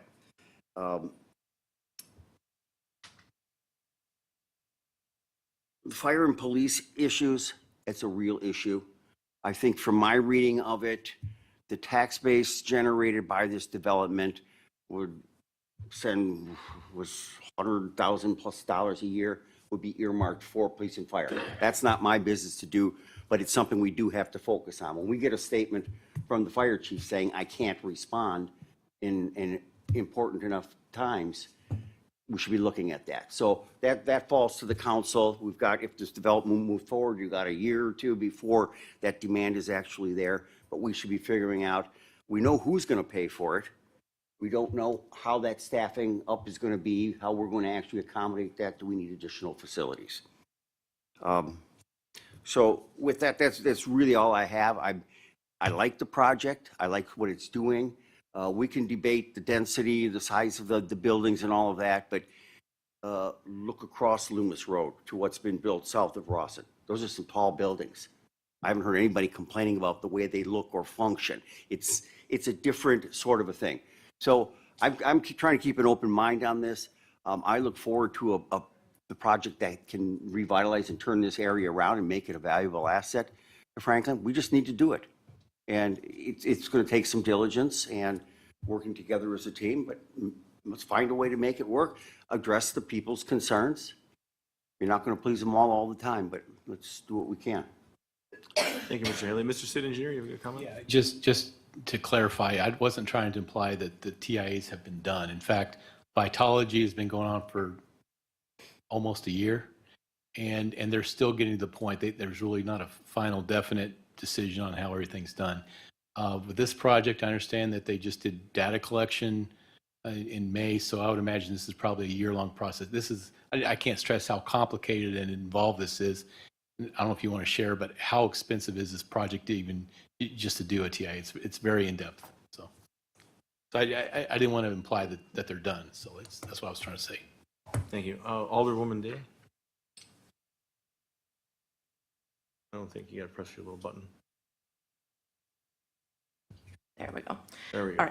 All right. So I just wanted to thank Ian. I've had some conversations with him, both in person and through email, to answer some of my questions I had previously from the first not public hearing, but public comment session at this.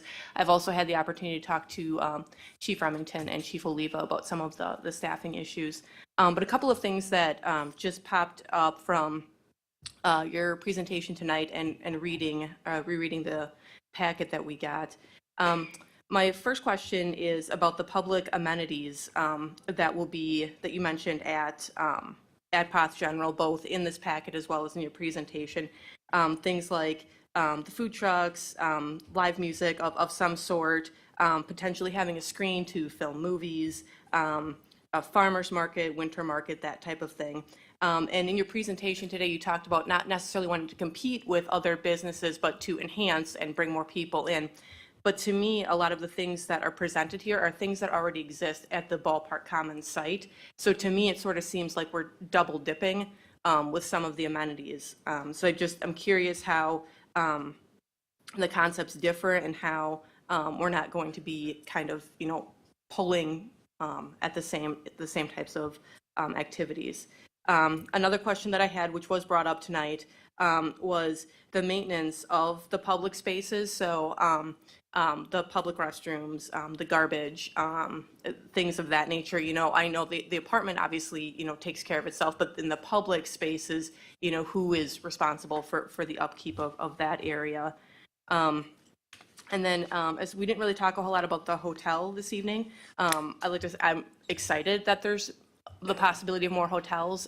It's definitely something in this particular area of the county that there are not a lot of decent hotels that are available for people. And with more things that we're bringing into Franklin, we want people to actually stay and spend their money in Franklin if they're doing events or special occasions in Franklin.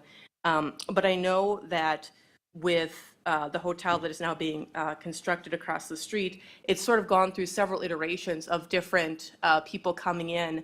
And I know that who we have now is not necessarily what the vision was starting out. So we talked about high-end restaurants. Are you pursuing the same type of hotel clientele to come in as far as like a higher-end hotel, or are we just trying to get a hotel to come in? And then finally, just a bit of my soapbox from my previous role, and my apologies to the health department. I do not want to overstep, but there are a lot of things that are proposed in all three of these plans that do also impact the health department greatly, especially their inspection department.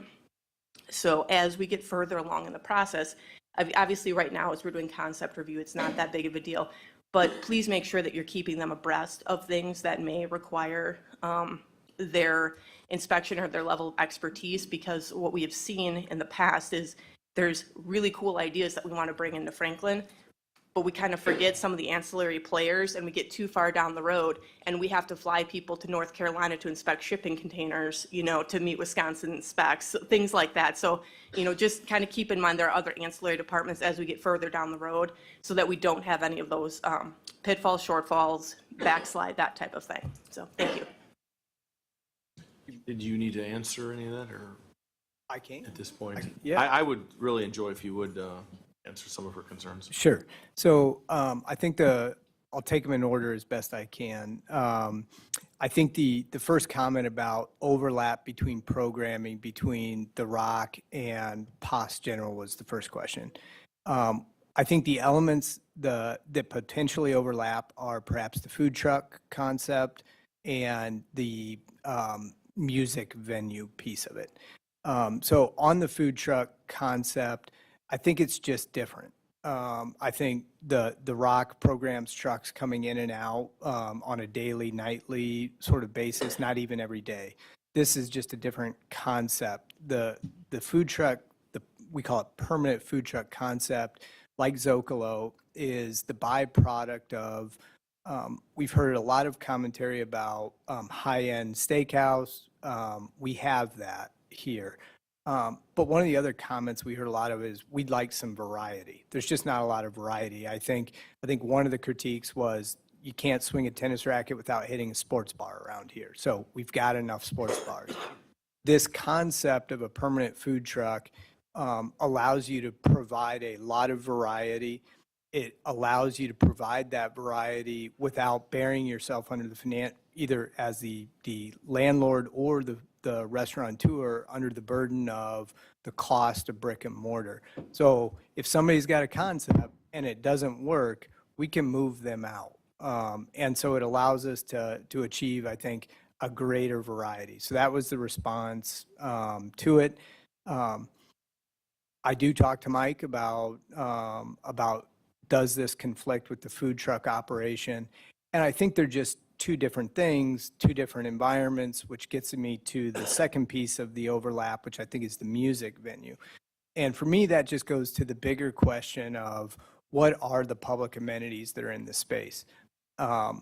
We had heard that a pavilion, this is not a concert. We're not hosting Friday night concerts. We're not hosting, big loud rock concert. This was meant to be a community concert area. I said in every public meeting I've been to, we will agree, we will put in writing, we will record against the property reasonable day-hour regulations as it relates to the operation, not just of the concert venue if we end up one, but all the other parts and pieces of the public space. If folks don't want this concert venue, we'll dump it. I'm not putting it on the plan because I have a passion to provide a space for this. It's a response to what we've heard. If we misread it, I have no heartburn in taking it off and putting something back in place. At the last neighborhood meeting we had on this, we put a stack of 3x5 note cards out and invited people to write down on those note cards what ideas they had for us to program in this space. I can't remember exactly how many people were there, maybe 30. There were 3 note cards. None of the 3 answered the question or offered a suggestion about what we could put in this place. None of the 3 offered a suggestion about what they didn't like that we were proposing, whether it was a pavilion or the splash pad. They said, we think food trucks are low end. They said, we think traffic is a problem. But nothing responded to the question at hand, which was how do we make this more public? So what's on this plan is conceptual. We're open to suggestion on it. If there's a perception or a belief that the music piece of it doesn't work, whether because it overlaps with what goes on at the Rock or whether it's because it's not what the residents want, we will take it off, plain and simple. I think the hotel was the next one. I agree with you. I've sort of ramped up on some of the history of late as it relates to the hotel concept. This hotel concept will be we call it a boutique hotel, which implies that it's small, so under 50 beds, but it's also not going to be a national flagged concept. I think those options are out there. So if folks want to go to a Hampton or a Comfort Inn, those are available to them. This is meant to be more of kind of a niche experience that's highly branded, locally operated concept. It's probably limited service, so it's not going to be a big full service place with its own built-in restaurant and swimming pool and all that. But it will be a very unique, one of a kind, not a chain hotel. That's what we envision for it.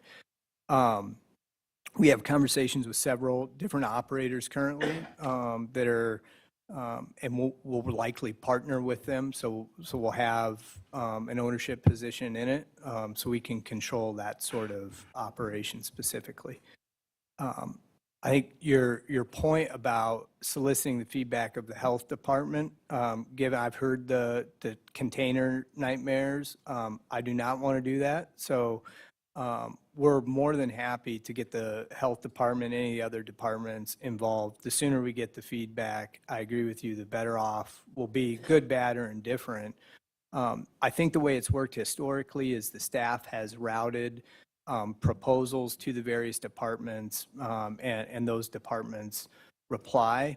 I think one of the challenges is sometimes they're never sure if a project's going to happen or not, so they just kind of don't really look at it and give us their feedback. I think some of that's on us to be persistent about it, but certainly we're open to any suggestions or if we can have help bringing focus to it from any of the departments, including health department, we'd be happy to have it. Thank you, Mr. Leon. Thank you, Mayor. Some of the questions I was going to ask have already been addressed. I will address my neighbor, Mr. Lewandowski. Last weekend, I ordered breakfast from Honey Butter, which is right around the corner from us, and on Mother's Day, I took my family to Mimosa. So, and then this morning, in full disclosure, I had coffee with Mr. Martin over at Blend, and there are breakfast options available there as well. So we do have some breakfast options in the city. You don't have to drive all the way over to Oak Creek for those. Again, I have met with Mr. Martin. I've also met with Harry. I reached out to Alderman Barber about Potts General specifically. I was invited to, and I sat in on the town hall that Alderman Barber hosted at the library. Some of you probably saw me sitting in the background and listened to the questions. Listened to Mr. Martin and his staff address those concerns and work those into. I've seen the development progress of the layout, some of the things that have already been addressed tonight. And I should add also that one of the first things I did when I got the packet a month ago was reach out to the fire department, the chief, specifically about their concerns to do with staffing. And I had asked for a representative.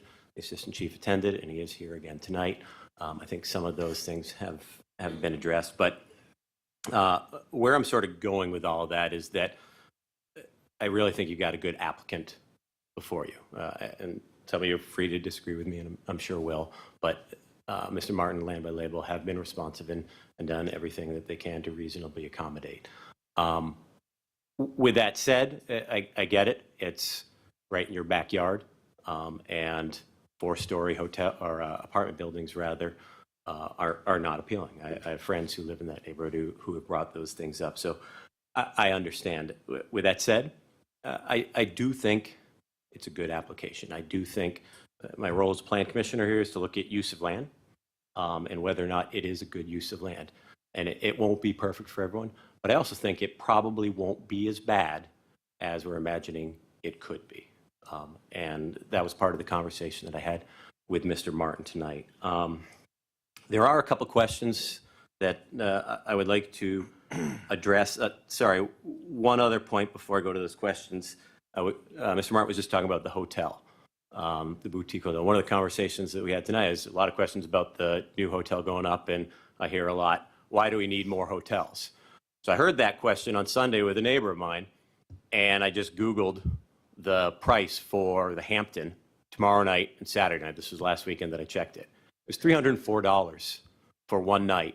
And it's because Ballpark Commons, Franklin Field, have done what they were designed to do, that Commissioner Haley and I were on the Plan Commission several years ago when it went through, and driven a lot of traveling baseball tournaments and other activities to the area. So that's why there are more hotels. There is more demand for it. Similarly, and Mr. Martin addressed this in his presentation, the Velo Village, you've seen the numbers. There is more demand for multifamily residences. And as a aside to that, when I reached out to the fire chief, provided a great presentation that's available on the city's website about where service calls come from. And they are much more so from our single-family residences. I live in one as well.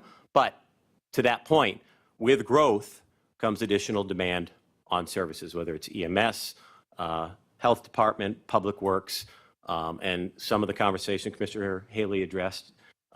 These do generate revenues for that, and then council's got to figure out how to break it down to cover those services. But if we are going to grow as a community, and I know not everyone wants to, I bought a home in a quiet neighborhood as well because I wanted to live in that. But if we are going to grow, if we're going to have things available like nice restaurants or coffee shops or whatever, then there is going to be additional demand on services, and I think there's a good plan before them. Two of the questions that did come up tonight that Mr. Martin, if you and your staff could address. Mr. Mann addressed the possibility of him staying there. I don't know how that's in the plan, but if you could, in this venue, in a public meeting, address an existing business that had asked about staying. And then a question from a resident, I don't know if she's still here, about townhouses, not four-story apartments. If you could talk a bit about the economic viability of those types of residences and others versus what you've proposed, and whether or not those options, to include smaller apartment buildings, if they are or are not economically viable. So those are my two questions to the applicant. Sure. So as it relates to the liquor store tenant in the Orchard View Shopping Center, I don't know the specifics of that. There's probably 10 tenants in there, all have different lease terms. What I can tell you is we will give them as much notice as humanly possible about when their space is going to become unavailable. To the extent those tenants have leases that go beyond when we would like to start, they have a right to occupy it, and we have to work something out with them.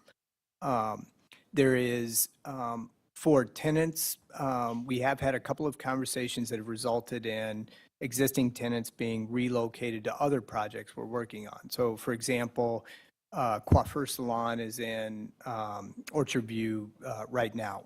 We're building new space for them at our Bad Axe project. So we are in contact with these folks. We are trying to come up with a reasonable solution. The timeline piece is frankly a little bit difficult because, as we've discussed here tonight, we don't know exactly what the timeline is until we get the decision here tonight and then at the council. So once those things happen, I think we can have a level of certainty that will allow us to give plenty of heads up to all the tenants that are there now. As it relates to the townhome conversation, the cost to build a townhome is a lot higher on a, call it per unit, price per pound basis than the other sorts of multifamily delivery. I do think there is some demand for townhomes, and those have shown up in one of our project plans. The problem is, to make a townhome economically viable, the rental rate gets pretty high. So think $4,000 or more a month. When I get to that level of rental rate, and we're already butting up against that, it's a surprise to me as much as it is to anybody else. But when you get to that point, you really do compete with home ownership, and Franklin in particular has a lot of available for purchase townhomes, duplex sort of condos. And so when I look at the idea of building a townhome, is it economically viable? I think there's two challenges. One, I think the rental rate starts getting higher than the market can sustain. And part two is because there's other available options for that form of housing that are available in the area. So you can just go on shorewest.com, Google condo, and there's a number of options. So that's why we're not proposing them here. Thank you, Mr. Martin. I just wanted to add a note I had that I overlooked earlier. It just goes to some of the point I made. Alderman Barber didn't like want to use the term transparent. I believe that the applicant has been very collaborative is the word that I would use with the residents. So just like I had the challenge earlier for those who are concerned to volunteer and step up to be on these boards, similarly, I would challenge the neighbors to work with Mr. Martin. You know, he did solicit. I was in the room when asking for feedback. If the answer is just, no, I just don't want it, then, you know, I don't know that you're going to get much of a response. But if you're looking for ways, like he talked about the band shell, I compare it to what's in Lions Legend now. Then if that's something that you think could be better used, I heard a proposal to combine the music space with the skating rink. I don't know if that's feasible or not, but looking for solutions to make this the best possible use of the space, I think you will find the Land by Label staff as accommodating as they reasonably could be. So thank you, Mayor. Okay. So I want to circle back on a few questions. I appreciate Alderwoman Day's some questions, but let's circle back a little bit more on public spaces. So just to be clear, there's going to be no public roads through this facility. I won't have to send CBW crews out to patch potholes or anything like that, or plow it or anything like that. When you talk about public spaces, you know, splash pad and et cetera, these will not be park issues. I won't have to worry about reservation issues. I won't have to worry about us trying to maintain it or go clean it. This will be, who's actually going to maintain those facilities? Right now, the plan is that we'll maintain these facilities. I do think there's a fair conversation to be had about how much the city wants to be involved in the programming of the space and what amenities go on the space. If we're talking about the plan that's been presented and the amenities that are before you now, those are something that we'll take care of. Whether it's plowing the sidewalks, plowing the roads, private trash service, not city service, or you know, taking reservations for the ice skating rink, if that's what ends up going in here, we can manage that part of it. As somebody operates the staff, I'd appreciate that. That's one less thing on my plate. Question was asked at the last meeting. We talked a little bit about tonight. So the fire department, I asked the question, if these are being sold to us very similar to what is over at Velo Village, now that Velo Village has been up and running, because there's all different kinds of residences, there's all different kinds of, you know, apartment buildings. What kinds of responses have been needed? And I just don't know the question from the fire department and police department, if you know that, for Velo Village is, you know, more than a handful or, you know, every week kind of thing. So. Yeah. Quickly comment on it. So we have been in contact with several commissioners as well as a developer, and we ran some numbers on the Velo Village. Oh, yep. Apologize. Assistant Fire Chief Jim Mayer, thanks again for your time at the last meeting to bring you up to speed on some of our demands to keep up with the development. We did run some numbers, and with Velo Village, we had the earliest responses there as it was being constructed in 2020. And with not having a lot of historical data, the latest year for 2022, we ran 30 fire and emergency medical calls at Velo Village. We took a look at some of the other complexes within the area that our station, Fire Station 1 serves, and I have a couple other samples with those. Currently, or for 2022, some of the others that are in that area, the Brentwood Park complex generated 90 calls. Monastery Lakes generated 90 fire and EMS calls. New Perspectives, which is a senior development, or the senior living center, generated 130 calls. The Mission Hills complex was 80 calls. Whitnell Edge was 50 calls, and Forest Hills Circle was 40. So it kind of gives you an idea of some of the numbers. And just to reiterate the comment that we presented as part of the review, we provided that comment for a lot of the new developments that are coming in. And it's just to reiterate or to discuss that between it's not just this project that's affecting our capabilities or our department. Some of the other developments that are going in is 130 single-family homes on Ryan Road at the Cape Crossing development. There's a multifamily development of 12 buildings that's going in on 27th Street. The Seasons multifamily in the old Nature's Nook site, that's 252 units. So our point from the fire perspective is that we just need to make sure that the commissioners, the council, and most importantly, the citizens are aware that as the demand for our services increases, we are going to need more people to be able to maintain a high quality and a fast response throughout the 35 square mile area of the city. But I'm happy to answer any other questions. As a DPW guy, every time we add roads, I totally get the more services are needed kind of thing. Right. So as comparison, so how many apartments are in Velo Village? 265. 30 for 265, and some of the other I'm complex. sorry, and you can feel free to correct me on this. I think year-to-date at Velo Village, there were 6 calls. Yeah. The first year that it was tracked, there were 12, I believe. So 30 in 1 year, 12 in 1, 6 year-to-date, annualized, that'd be around 12. So I don't believe that if you average those, it's something under 30. And some of those other complexes I think are significantly smaller and getting significantly more calls. So It's, and it's something that fluctuates over time. We would rather have 3 to 5 years of data to look at because the Velo Village obviously took time for people to occupy all the units. So it would be good to have more years to look at. But I guess it's hard to deny that you add more people to the community, they're going to require more services. So, and a follow-up question, not fire related. Thanks, Yep. Jim. Thanks, Glenn. Yep. So a lot of folks commented on schools. So I think I've heard the school system say there's only like a handful of kids that live in those 265 apartments of Velo Village. So when you get to that price range, the folks that tend to live there, how many?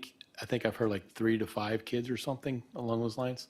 So it really is a nice way to add to the revenue for the city without having to add to the impact of the school system. So yeah. And I also want to bring up that we've been recently working with the school district too. They're in the process right now of doing an analysis of what future uses or what future infrastructure they need, so more schools and whatnot.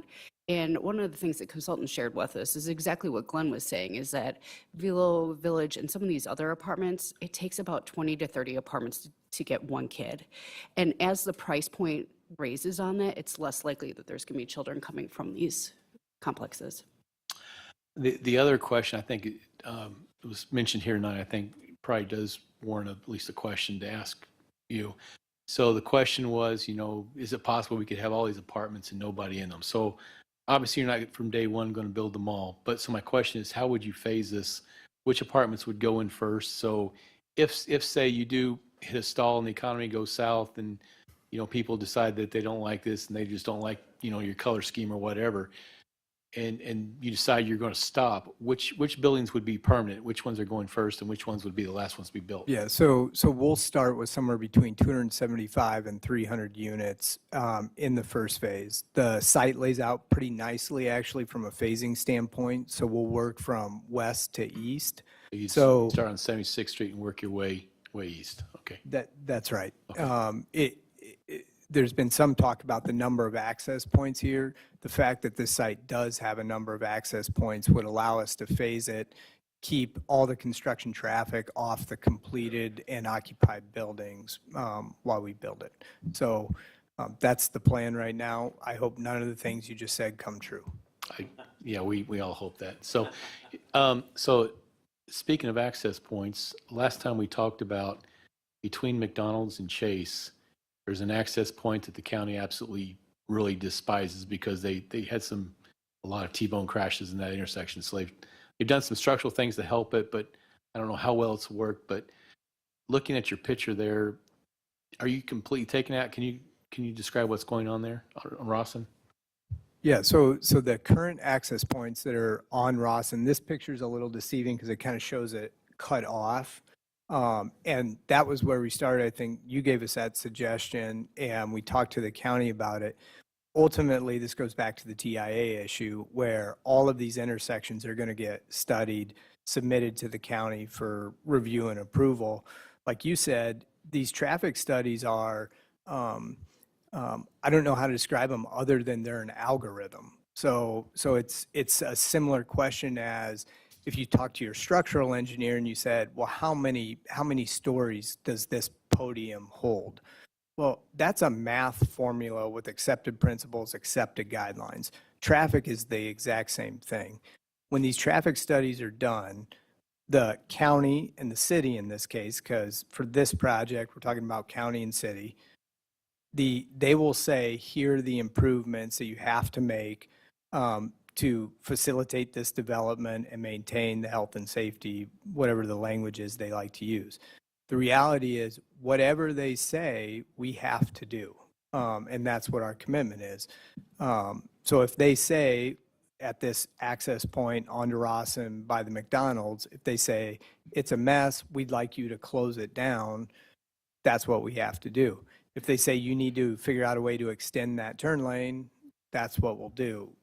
So again, I feel like this is truly an engineering algorithm. We are a consumer of it. We pay for the reports. I'd rather not say how much they cost, but it's a lot. And whatever those say, whatever the county says, whatever the city says, that's what we ultimately have to do. Thanks. The last thing I want to touch on are the utilities. So from the water perspective, I can tell you that we have finished the water modeling, and the water modeling works well. And I'm a little concerned because this is what we call our west zone. Probably my big concern is the storage. So, and we're working on trying to do a new tower. We need a new tower regardless, but when that tower goes up, I think we're good on water. Sewer is still being studied. We're still looking at that. And MMSD still has to buy off on that too, because originally we had some different flows. We had it go in different locations. So we're trying to make sure that the nice thing about this site and the other site is there's enough points of entry. We can tell them on the site which direction to send the sewage. So I think we're good there. We just haven't finalized everything yet. So the folks that were concerned about utilities, thank you. We work hard on that, and I think we're doing good. So those are all my questions.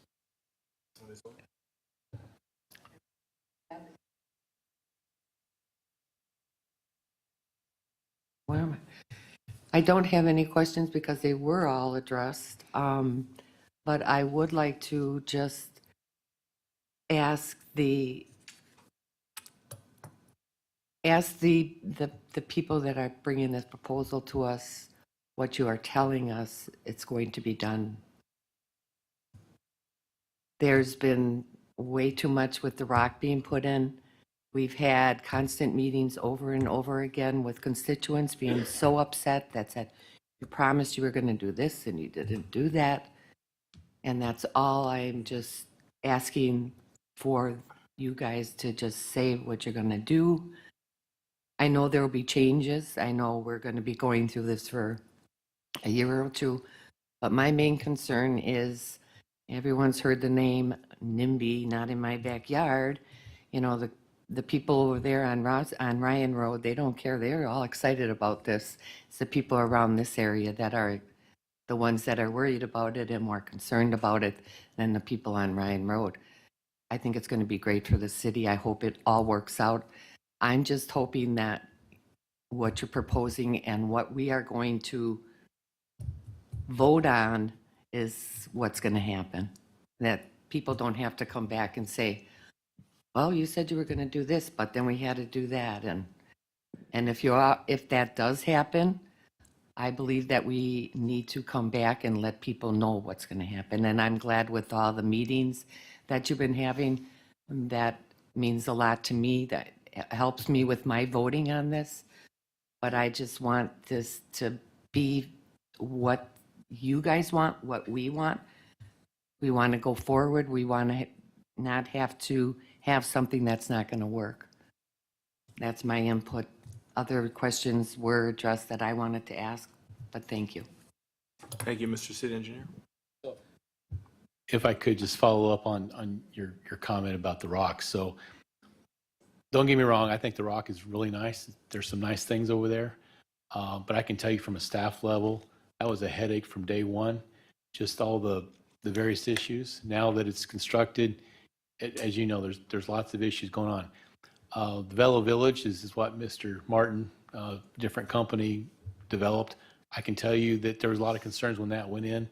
Once it's been built, I can't tell you I've received one single phone call about a complaint about anything. I'm not saying that no one's ever complained about Velo Village, but I can tell you once it got constructed and we solved the issues, and quite honestly, some of the issues we had were related to the other development. And so, but once we got this one up and running, it's really been out of sight, out of mind almost. So I appreciate that. There's a lot of concern going in, but I haven't heard complaints once it's been built. Okay, seeing no further discussion up here, we can, sir.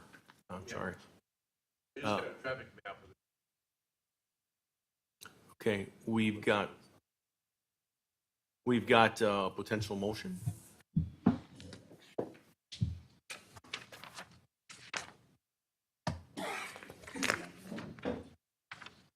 I asked him to read it.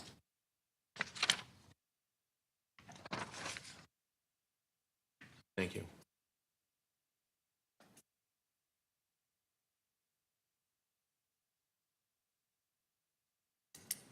If you wish to use mine, that's fine.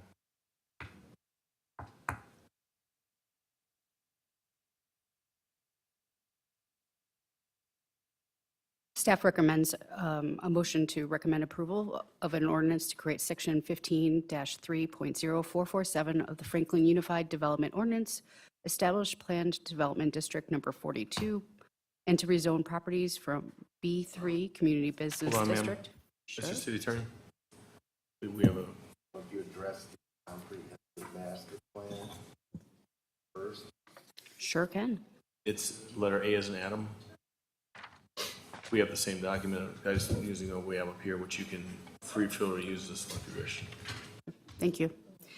Motion to adopt a resolution recommending the adoption of an ordinance to amend the City of Franklin 2025 Comprehensive Master Plan to change the City of Franklin 2025 future land use map for properties located at approximately 7154 South 76th Street from commercial use to mixed use pursuant to Wisconsin State Statute 66.1001 4B.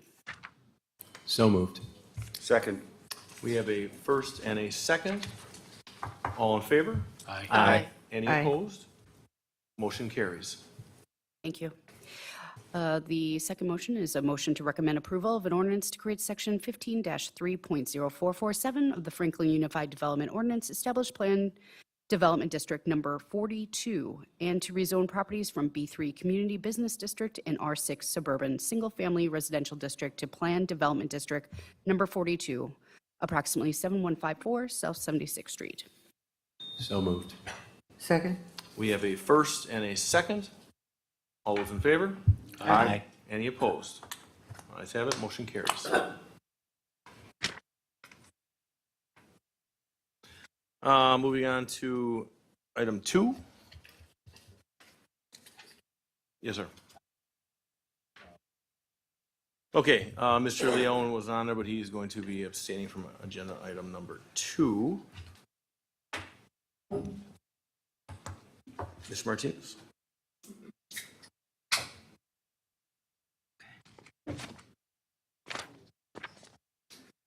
May I go ahead? Member. Thank you. Thank you. Thank you, everybody. So the city and this project have sustained a bit of a blow. Just a few hours actually before we started this Plan Commission meeting. WISDOT decided to deny access to Loomis to the site, forcing the only access point to be Terrace Drive. We received word from WISDOT, and I got to say, staff was very upset about this decision because this not only impacts the Vitalogy site, but it also prevents other opportunities from occurring around Loomis and Rawson. The applicant has requested us to table this agenda item so they can assess the denial, learn a little more about it. Staff would like to do the same and decide on the next steps. So we're recommending or requesting a table. We do not have a timeline for this just because of the situation at hand. Okay, so you'll advise when we bring it back. Correct. Anything else, Mr. Counselor? A motion to postpone until city planning manager directs that it be returned to the plan commission. So moved. Second. We have a first and a second. All those in favor? Aye. Any opposed? Motion carries. Moving forward? Oh, go ahead, I'm sorry.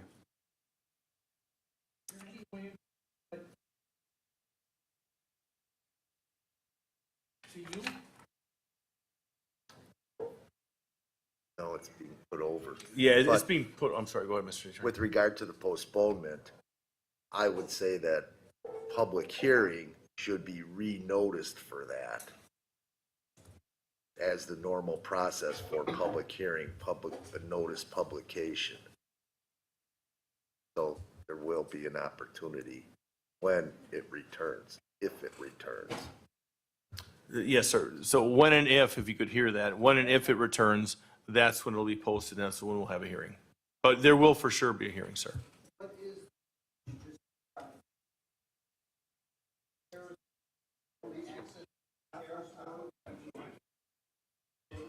Planning manager will address that, please. Somebody turn around. Thank you. So WISDOT basically said no access to Loomis at this time, which basically just leaves Terrace Drive as access into this development. And obviously, we understand that there are residents that would be very upset with this. And we want to take the time to look at other solutions so we can address your concerns and create a sensible project and plan moving forward. But as you can imagine, that is such a change from what we were showing tonight. It's going to take time. And that's why I don't want to put a timeline on this, because this could take months. It could take a month. It could take months. It could take years. So I just want to be very transparent in that. Some of us, that's not a. Yes, sir. And there'll be a public hearing for sure.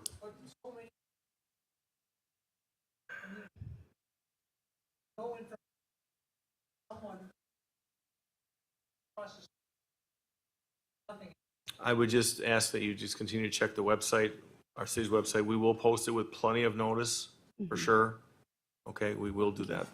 And I think we had a big turnout tonight, basically. So. Right. Thank you. What's that? Number 3? Well, the whole thing is put over. Thank you. Comp plan's put over too, right? So now we're moving up to item 3. Sure. Should we take a break or keep going? In a minute, we'll just let him. Yes, sir. Mr. Leone is returned at 9:17 p.m. And we are starting with item 3. Thank you.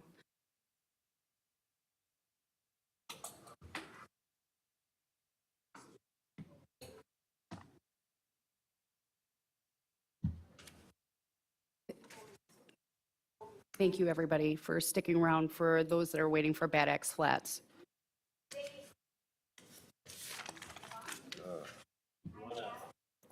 I think we might want to. Well, you know what? I think what we're going to do that. Thank you. So it's 9:18. We'll take a 5-minute recess. We'll be back at 9:23. Thank you. I appreciate it. I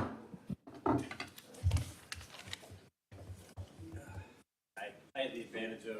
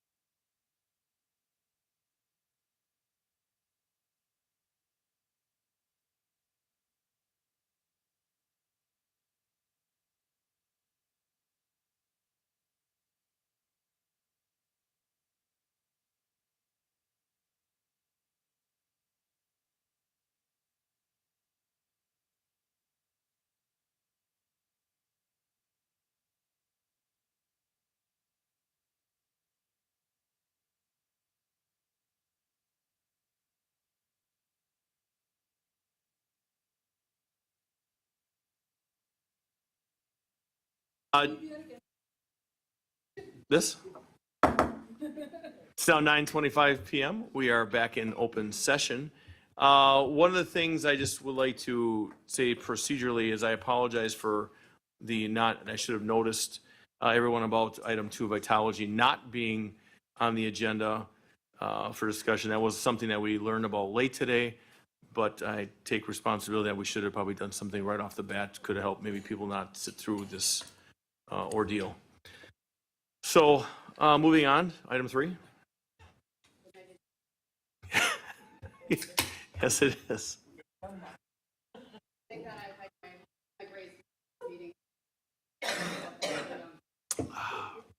The applicant, Land by Label, Bad Axe Flats, is here today to talk about a special use, request a special use and a site plan approval for the development of a mixed-use building at the location of southeast corner of West Russin Ave and South Ballpark Drive.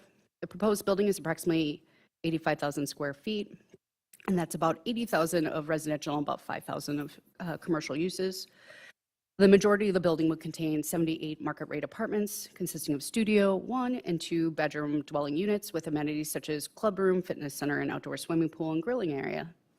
The southwest corner of the first floor along Ballpark Drive will contain about the 5,000 square feet of commercial space.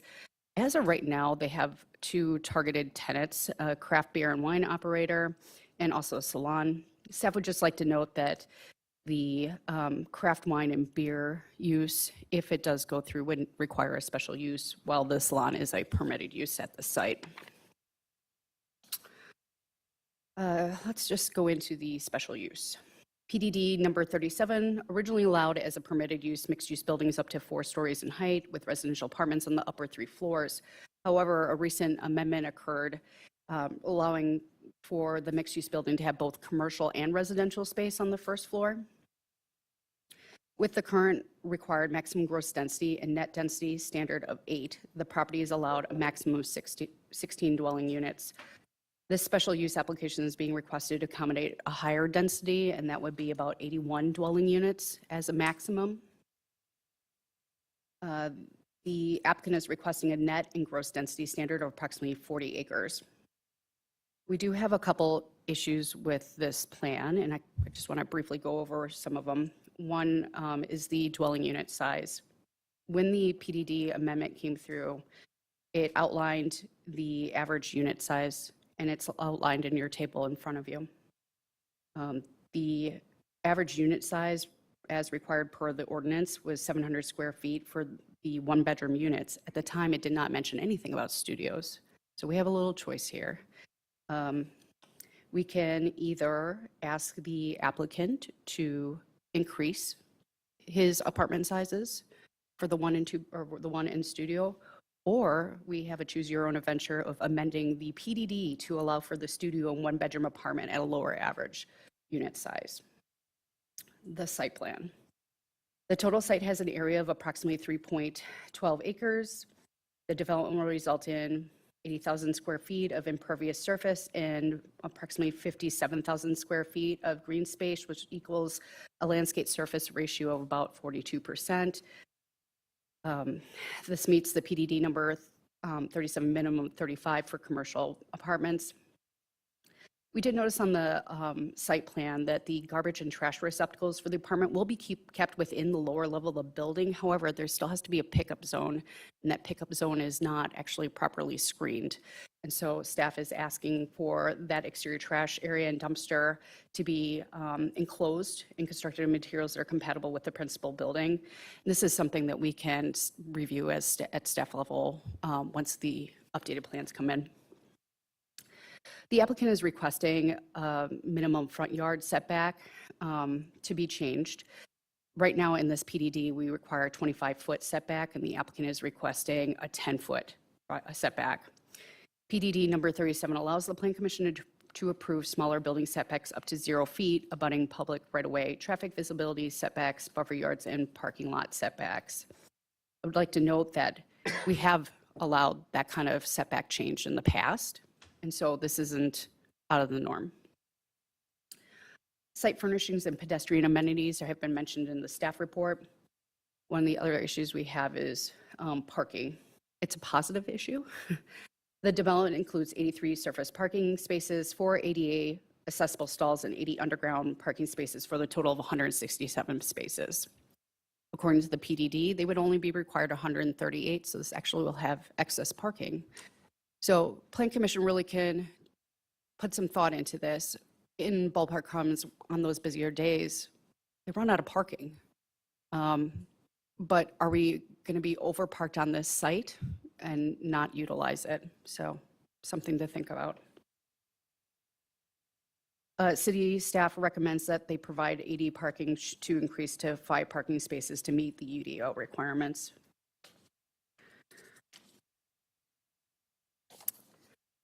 Landscaping. So our UDO requires a certain percentage of the property to be landscaped. And included in the table is the number of landscaping that's being proposed on the plan. Our UDO also allows us to have a 25% request deviation from these standards. And as you can see in the table, the number of landscaping, the requested reduction can range anywhere from 36% to 88%, which is way above what we can accommodate even under the UDO. There are a couple solutions to this that we encourage the applicant to look through.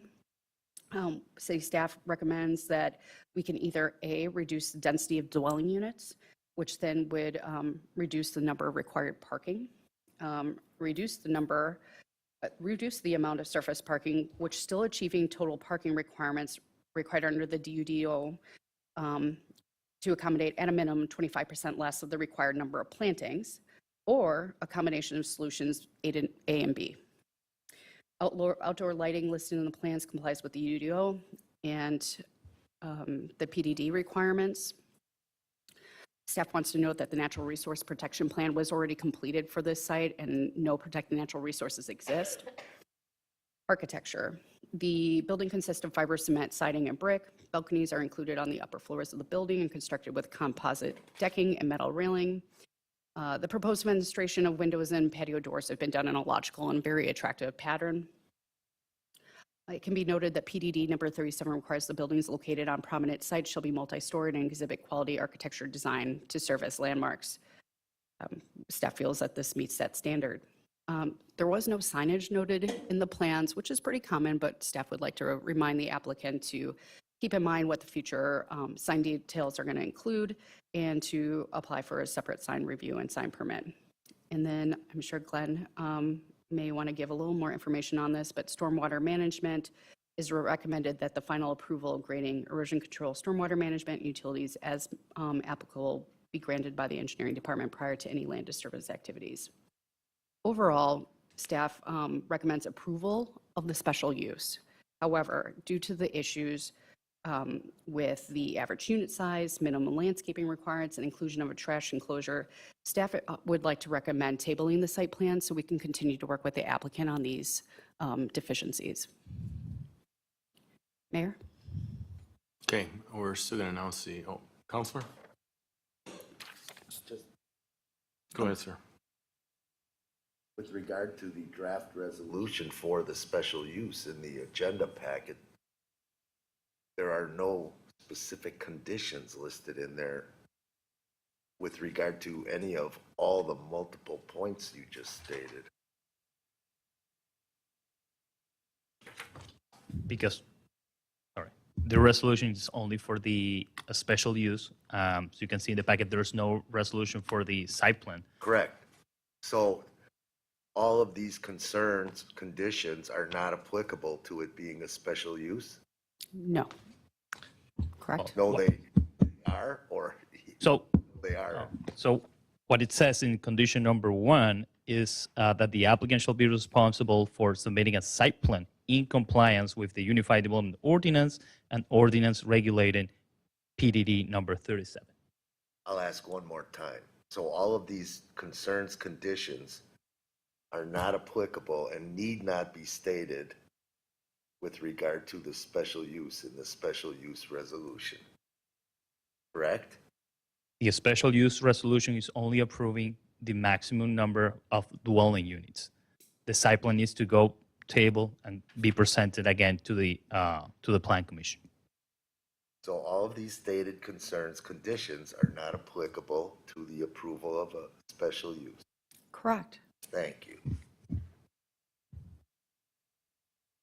So we are prepared to move forward with the public hearing?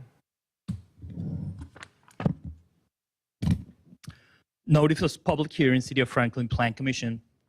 Hearing date Thursday, June 22nd, 2023 at 7 p.m. Place the Common Council Chambers of the Franklin City Hall, 9229 West Loomis Road, Franklin, Wisconsin 53132. Applicant, Badax Flats LLC, Simar Properties LLC, property owner. Subject property located generally at the southeast corner of West Rosson Avenue and South Ballpark Drive. Zone Plan Development District Number 37, The Rock Sports Complex, Ballpark Commons. Proposal, an application for a special use to increase the maximum permitted density for a mixed-use building with 78 apartment units in a 3.12 acre site, resulting in a net density of 40 dwelling units per acre, while the maximum net density is 8 dwelling units per acre in the mixed-use area of this Plan Development District, PDD. The applicant is requesting this special use to increase the permitted density for a maximum yield of 81 dwelling units. Without this special use, the maximum yield allowed is 16 dwelling units. This public hearing is being held pursuant to the requirements and standards of Section 15.30701 General Standards for Special Uses and 15.90103 Applications for Special Use Permit of the City of Franklin Unified Development Ordinance.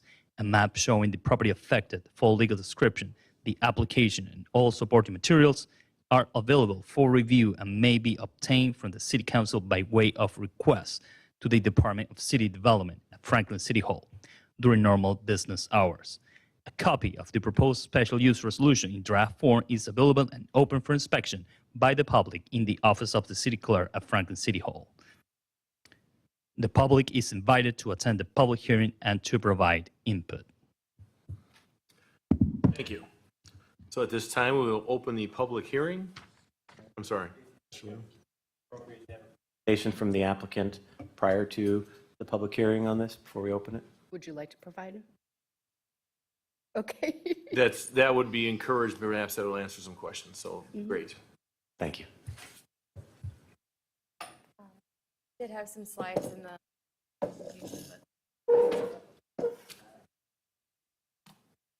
so just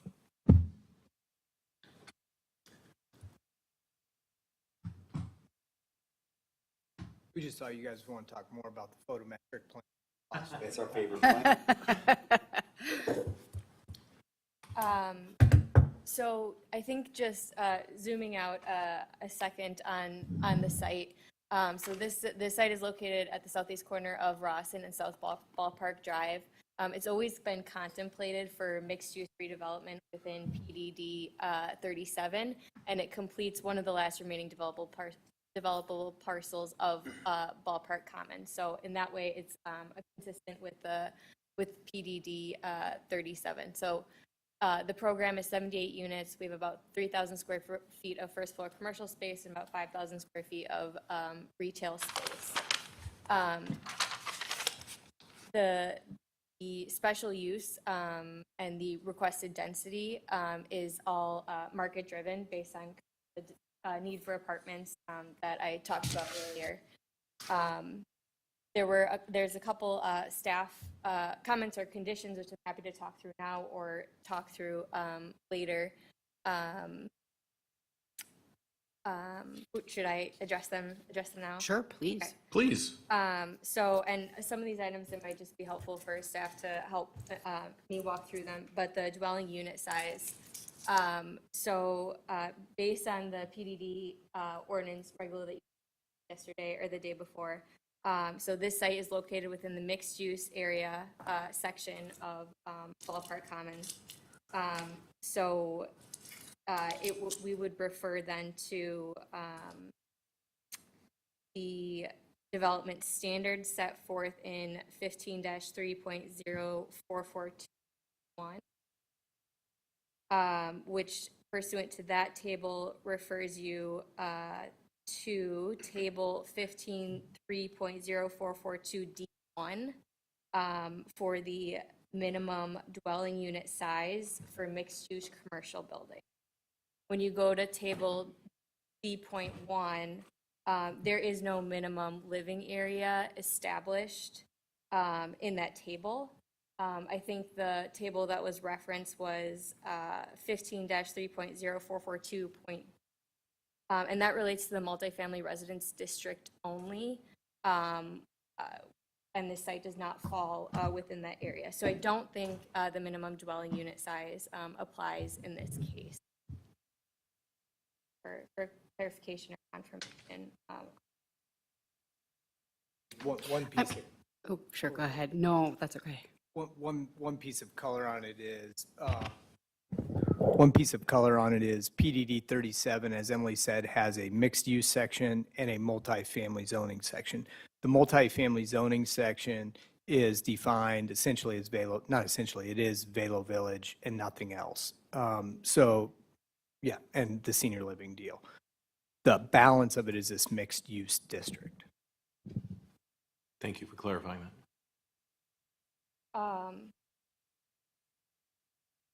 So the reduced setback request, I think staff is okay with reducing it. It's consistent with all the other setback reductions or variances south of Rawson.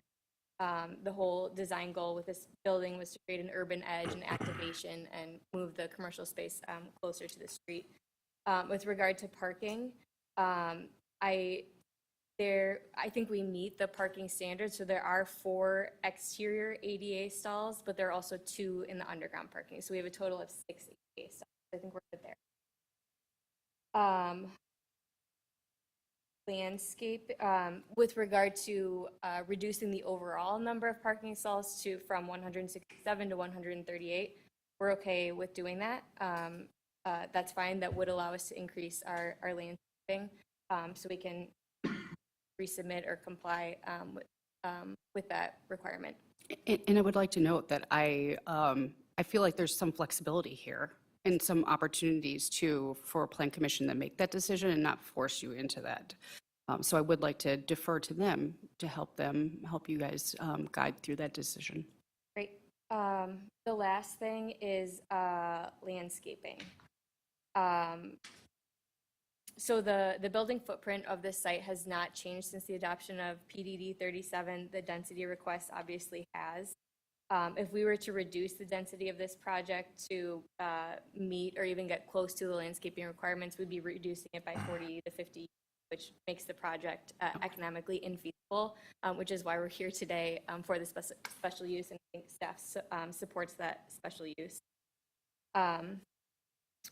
Like I said, we'll agree to reduce the number of parking and fill that area with landscaping. But 2 other things, the landscaping code requirement for multifamily development is extreme. I think this isn't new to staff in the Plan Commission. It requires 3.5 trees per unit and 3 shrubs per unit. There are several multifamily developments which were recently approved that do not comply with the UDO standards. The 20%. Right, or the 25% reduction.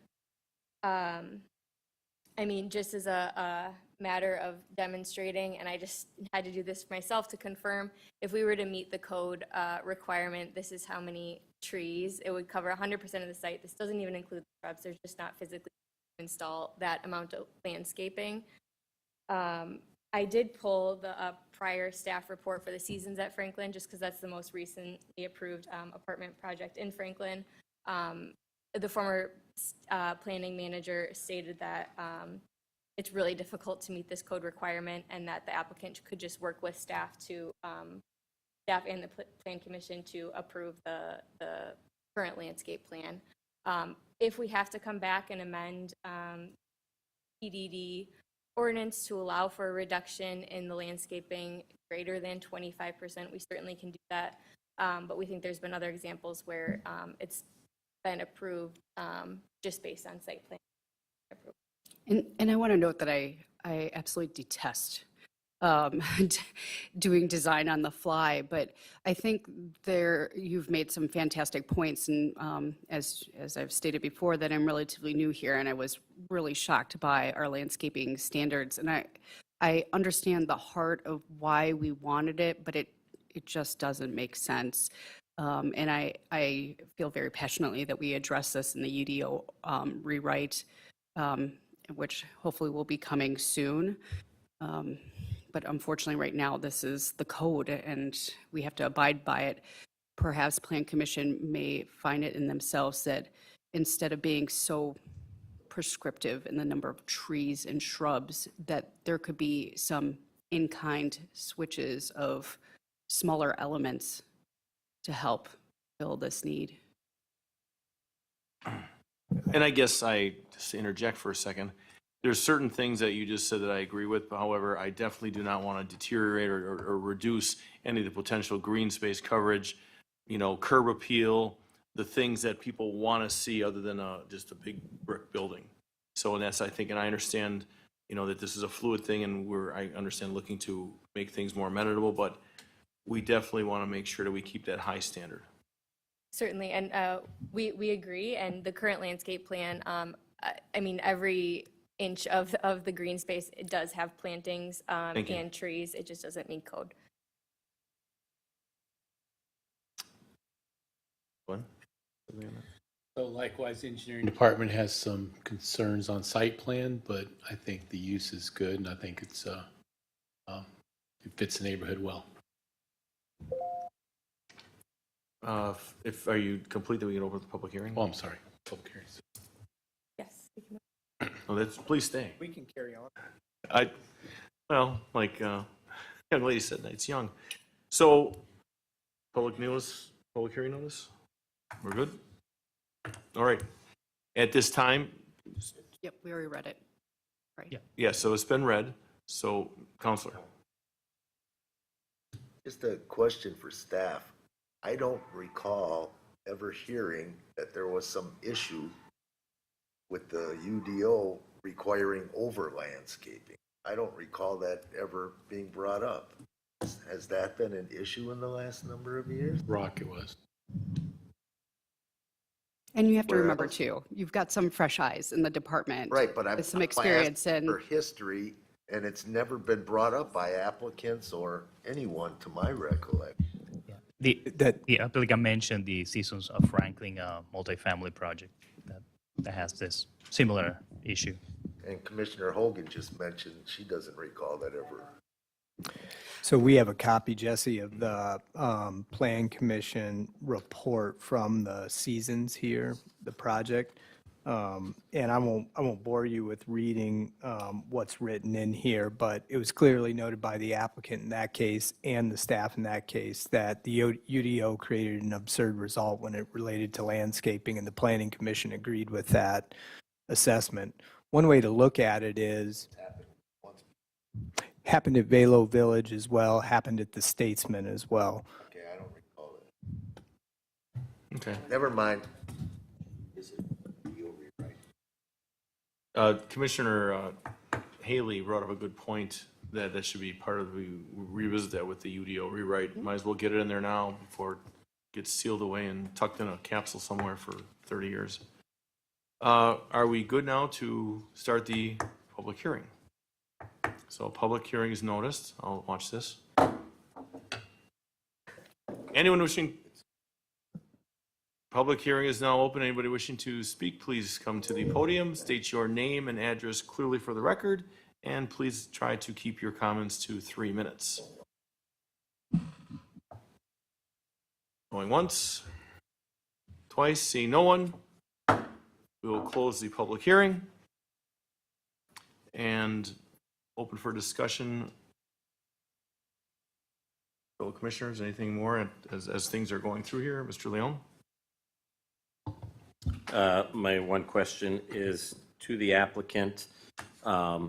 Staff has recommended that we table the site plan. Would that present any undue hardship, thank you, Mayor, for the applicant? Or are you amenable to that? No, we would like to.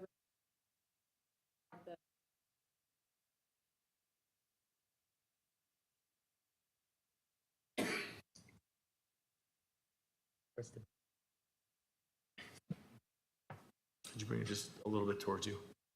Yes. Thank you. And could Would you you like me please to repeat repeat? that again? Okay. Yeah, it's because we want to record that and get everything on the record. Thank you. We would like to request approval of the special use and the site plan. On the site plan, we would agree to a condition to reduce the number of exterior parking stalls by 29 stalls. And approve the landscaping as is, Okay. as then- is submitted. Then my question is to the planning manager, based on what the applicant just discussed during their presentation and just now, do you still recommend tabling site plan to work through it, or are you, with the agreements that the applicant just made, are you okay with moving forward on this tonight? I would like to note that part of losing that parking now opens up a whole bunch of green space that's not going to have landscaping on it. I would be or agree to approval with the condition that staff has the ability to approve the landscaping at staff level to make sure that that green space does have adequate landscaping. And we would still end up increasing the number of landscaping items, but within reason to the loss of the 29 parking spaces. So I can see the city engineer as good. All I would ask is, while the city engineer is asking this question, if city attorney or planning staff can change the proposed amendment for site plan enough to cover what you just addressed. The language of the motion. I think my concern, though, is the density, or I'm sorry, the average unit size. Staff would like to do a little more research on this because sometimes what happens with the PDD is that it doesn't address it, and then we have to go and use the UDO as our guidance. So just because it doesn't address it here doesn't mean the UDO doesn't. And I'll say this, if we are to move forward on site plan tonight, to have those conditions clearly defined in the motion so that it's clear what staff is what the applicant has to work with staff on. I think my concern is then we would essentially end up approving this dwelling unit size, So, which could be a bit of a problem if it's not, in compliance with our code. I do have more questions, but I see there are others, so I'll defer. Mr. City Attorney?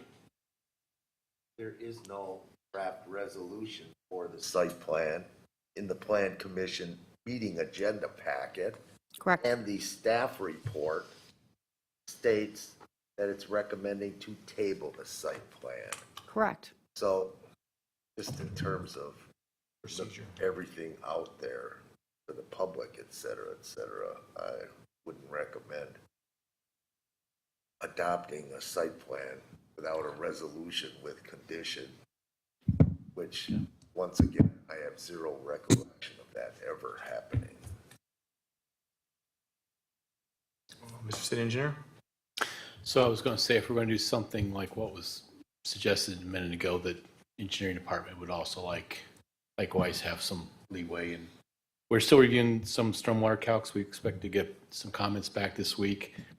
There's some outfalls along the main road that we needed to flush out, some guardrail issues, those kinds of levels. So we have some of those kinds of things too. I'd like some leeway, but if we table it, it's a moot point. We can come back. So with that said, are we still looking to the motion A as in Adam could still move forward, just not B as in boy? Or the special use? Yes, A is a special use and B was a site plan. So I'm saying is, can we still move forward with a motion on A and just table B? Because even in the packet, it says to table site plan. And I would like to help everybody understand too procedurally why I want to encourage this. A special use requires a public hearing. We've had fantastic residents who have sat through this long meeting to go and participate in this process, and I don't want to have to make land by label or our residents have to go through yet another public hearing when we seem to mutually all agree on that special use being approved. I'm sorry, Mr. Martin, go ahead. Yeah, and sorry to interject, but No, please. I just want to clarify. There's a number of conditions, both in the staff report and that Glenn just mentioned, that we will agree to as a condition of final site plan approval. So the motion could say, for example, that the site plan approval is conditioned upon Glenn's sign off or his department sign off on stormwater, guardrails, all the things he mentioned, and the planning staff sign off on our parking, landscaping swap. Density. Because I have to, UDO normally takes. Right, in this. addresses density. So that's why right now I'm going to defer to Mr. City Attorney, whether if he's recommending that we stick to the agenda and table the site, or if we can move forward the site with those obligations and those agreements on record. Mr. City Attorney? Then it would be a motion to adopt a resolution which shall be prepared by city staff, city planning manager, and city engineer, which shall contain all conditions as set forth in staff reports and from their respective departments, which shall be addressed as a condition in the resolution by the applicant. And all conditions shall be subject to approval of the planning manager and the city engineer. I mean, it's pretty encompassing. I mean, it's as broad and encompassing as you're going to get if we're going to do it tonight. And does Plan Commission really feel comfortable with staff approving a site plan and building plan with that many changes, potential changes? Hold on, Mr. Leon? I really do want to go back to, so I opened Pandora's box here for that. But I want to go to planning manager and city engineer. Do you want a table so that we can address your concerns? Or do you want to try to move forward with the motion that the city attorney proposed? To me, it's kind of a one or the other, and I would go with your recommendations. I would like to recommend tabling. I think there's too many possibilities of changes that may change your mind. What part of parking is being taken out? How does the density change? How does that affect the building design? Where does the landscaping go? I would like you guys to have an opportunity to weigh in on that. If it was just the landscaping, I totally feel comfortable just letting it be staff. But to me, there's too many variables, and I think your opinion on this matters. Mr. City Engineer? So, and I appreciate the planning perspective. The engineering perspective is we've had several projects in the past where it's subject to engineering review and approval. And they're the standard things. I guess if we argue about something, we can always bring it back to Plan Commission, but it's stormwater's got to meet the stormwater calculations. You know, it's sanitary sewers, we have books of what's required and so forth. So I just gave some examples of some unique things, but my staff, I don't think, has done a full review of everything. I think they reviewed most of it and have comments ready to go back, but I don't have a list of everything in front of me. So what I'm saying is I think in the past we've done several projects where subject to engineering review and approval. I'm personally okay with that, but if the rest of I won't make the motion or second, but if I'll let you all take the lead on what you prefer. Mr. Leon, you still have the floor? Thank you. I think that I will make the motion proposed by city attorney, and if passed, obviously we move forward. If not, then would be okay with tabling after that. Mr. City Attorney, then Mr. Just with regard to the city engineer's comment, what he's referring to does occur from time to time, but there is a draft resolution in the meeting agenda packet with all Granted, points that's true. already in there. It's true. And it might be a minor change here or there is the only time that's done. Not the entirety of conditions. Mr. Haley? We'll agree to table. Okay. And come back. That I was resolves. going to say, Um, the next plan commission meeting's in 2 weeks. Mhm. You can probably get this cleaned up I think we faster could than you can get get with staff. Or we can just stay here for 2 more weeks. But I do want to make sure we're clear that we would like to see the special use go through at this point. Got that. Thank you so much. So going back to item C, A, we can still hear that motion. Do you want me to read it? Please. Yeah. A motion to recommend approval of a resolution imposing conditions and restrictions for the approval of a special use to increase the maximum permitted density for a 3-story mixed-use building upon property generally located at the southeast corner of West Rosslyn Avenue and South Ballpark Drive. That is the motion. So moved. Second. We have a first and we have a second. Any further discussion? Hearing none, all those in favor? Aye. Aye. Any opposed? Ayes have it, motion carries. Thank you. Moving on to, sorry? We can take a motion to table the site plan? The second plan, please. The Yes, we're going to make a motion now to table the site plan until next meeting. Are you comfortable with that or not? I guess that's a question to ask the applicant. 2 weeks? Okay, we have a motion, then looking for a motion to table the site I'll plan. make that motion to table To the next to the To next the meeting. next regular plan. regular plan commission meeting dated, was it July 6th? Maybe the 6th? We have a first, Second. seconded by Ms. Hogan. Yeah, it's the 6th. All those in favor? She got the second. Aye. Any opposed? Motion carries. Now moving forward, under D, looking under the item 1.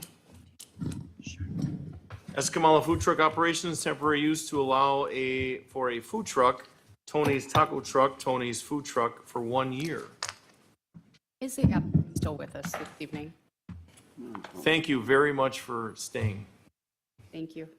Oh, I thought this was on. I don't believe the applicant is here. I'll present this item. Okay, Mayor, so this request is for a single food truck to be located at 3030 West Ryan Road. For those that are new, the UDO doesn't really have a standard to allow for food trucks as individual use, so they are reviewed under the temporary use standard, the UDO, and because of the duration of this request, it the 30 days that can be approved by staff, it requires plan commission approval. The applicant's request is for an approval from today's date until 6/21/24, so for exactly 1 year, for hours of operation from 11 a.m. to 7 o'clock p.m. Monday through Sunday. They have a base kitchen located elsewhere. This is not an approval to park the truck overnight. This is station hours of operation. So this use was previously at this location for a 1 approval from May of 2022 to May. So we do want to note one of the limitations of the UDO is that it doesn't address food trucks, and we hope that will be addressed to you. However, because this use is for a 1-year time period in the it's no longer truly a temporary use. And so at that location, there's possibly a different path, considering what would happen with food trucks. Restaurants are allowed at that location. The temporary use is not truly an approval. So, for future reference, but for the case of this approval this evening, it's for a 1-year use, and staff is. Okay, any discussion on this? For the new planning manager, we've discussed any food trucks, they need to bring samples so we can Yes, justify. we really it. need some samples. I will play ignorant and say that's the only way they can get approval. Yeah. I just put that on record, sorry. Mr. Haley, you look like you had something to say. No. No? Okay, there is a motion. Would you please read the motion? A motion to adopt a resolution imposing conditions and restrictions for the approval of a temporary use for Tony's Taco Truck, Tony's Food Truck Operation in a parking lot located at 3030 West Ryan Road. That is the motion. So moved. Second. We have a first by Ms. Hogan, second by Mr. Leon. Hearing no further discussion, all those in favor? Aye. Any opposed? Ayes have it, motion carries. Going into number 2, item 2, I would ask Madam Planning Manager to kind of address that. I'll read it out loud first. Unified Development Ordinance, UDO Rewrite Task Force, session with project consultant Alceel Levine Associates and Birchline Planning, LLC, regarding Article 7, Natural Resource Standards. Thank you, Mayor. Unfortunately, the night is no longer young, and we've lost our consultant for the evening, but we are going to try to reschedule that as soon as possible. Thank you. So are we then to hopefully get them back for that next one in July? We will have to work on that. We do have 2 consultants, one who's working out of California and the other one's working out of Chicago, and coordination with them sometimes can be a little challenging given the time difference. So, Okay, so this is a motion to table? I don't even think you Nothing? need to make a No motion action? on this. Mhm. Good. Moving item number 3, consideration of new format for Planning Commission agenda. Proposal from Planning Department staff to update the Planning Commission agenda format. Well, Plan Commissioners, I'm a pretty tenacious kind of person here. And I see a lot of things that need to be changed to help our efficiency, to help the way we're communicating with our residents. So staff has begun this process of reviewing and improving various methods of communication and forms that originate from our department. This includes items such as applications, agendas, public hearing notices, staff reports, and additional content found in meeting packets. Just for instance, your packets are quite thick. I'm pretty sure you don't read through all of them. There are specific things that we could probably take out. How many of you do want to read a grading plan? So those are some of the things that we are looking for. Well, he's my special exception. So, so tonight, what I'm trying to bring to you is a new updated agenda. I just want to make sure that we're all clear that our current agenda takes quite a significant amount of time. Sometimes it takes hours. The agenda that I'm proposing literally took me 30 minutes. 30 minutes of staff time. So this new attached draft agenda, and again, you're please welcome to make comments on it, is an example of the format staff would like Plan Commission to consider for approval. The header in the document was changed to showcase the city's logo and provide the meeting location. Unnecessary or repetitive language in the body of the agenda has been removed. Descriptions have been reduced to provide the reader with information on the applicant's name, project location, and what the applicant is seeking approval for, so special use, site plan, et cetera. By removing excess detail from this agenda, it encourages the reader to review the staff report for critical information instead of just trying to make a judgment call directly off the agenda. We put a lot of time and effort into our staff reports. There's so much great information in there, and I want the readers to have access to that. And I continuously get a sense from the residents that call me is that they read the agenda and they stop at that point. Let's, help that out. So, information on where to view the meeting and obtain information on the agenda item is provided on the bottom of the page, below the line in one place. As you can see on your current agenda, it's actually a little bit on top, a little bit on the bottom. So I just think it would make a little more sense to keep it all in one place. Staff altered the notice of potential quorum to include all governmental bodies instead of only referencing common council. The city attorney did mention that we do have to keep the additional line of text of the bag key. Yes. So staff will update that on future agendas should you approve this. The proposed changes result in a reduction of required pages for this agenda. As you can see, your current agenda was 3 pages long. The one that we are proposing is only 1 page. And the reduction in time staff spend creating the agenda. Staff believes this agenda is professional in its appearance and easy to scan for information. So given that the agenda and meeting packet are released at the same time, staff believes that residents will continue to have the same access to this information that was moved from the existing agenda format by reading the staff report. Well, okay, so I'll go last. Commissioner Leon. Oh, boy. Alderwoman Day. Sure, thank you. I love this. Oh. for many reasons. My one question, though, I do have, and it might be more directed to our Director of Administration, is if we were to adopt this, I feel like we kind of have to make this change across the board, not just for this particular one. So I'm just a little hesitant. Well, I love it, and I want to say yes. I am hesitant to say yes without, it being uniform for all committees, commissions, boards, whatever, for it all to look the same. So humorously, if you look at other agenda items, other than our common council, it is the same. A lot of them are very succinct and Yeah. short and purposefully that way. So like I just, for those that aren't like that, I would just say that if we are going to push this forward, we should, then try to adopt this universally for all of our agendas to be succinct. A resounding supporting 100% from our Madam Director of Administration. Are you good? Yeah, I'm good. Mr. Leon? Thank you, Mayor. So agree with Alderwoman Day's comments, but I now have two questions and then one comment after that. City Attorney, were you able to review this? And from a legal perspective, are what we're taking out okay for our agenda? I assume so, but I just want to have it on record that the City Attorney agrees and there's no issues with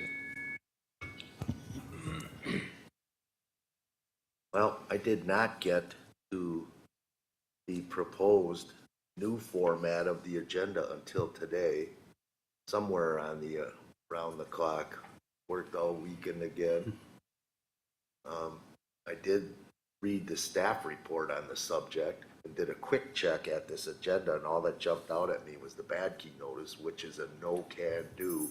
And I understand that other municipalities do that, but I went and pulled out the legal opinion through relatively current 2017, which is exactly what the city uses with regard to bad key notice. You have to say which other board, commission, or committee is meeting with this board or mission, and that's based on Wisconsin Appellate Court case law and also a directive opinion from the State Attorney General's office.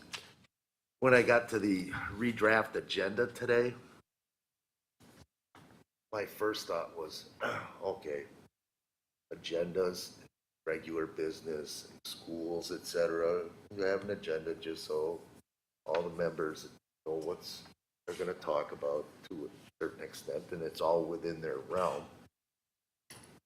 But for government boards, commissions, and committees, a primary reason for an agenda, and it has to be posted and sent to the media, etc., is that under the open meetings law, you have to give the public reasonable notice of what subject matter is to be before this governmental body for decision making. So, yes, and with regard to agendas, per recollection, because it's been decades, Plan Commission and then Council always reviewed and authorized formats for agendas, and I think that's true for all boards, commissions, and committees. But here's the draft agenda. This is just for the first item that we did, because we've been doing that forever, and it's pretty much almost the whole first page.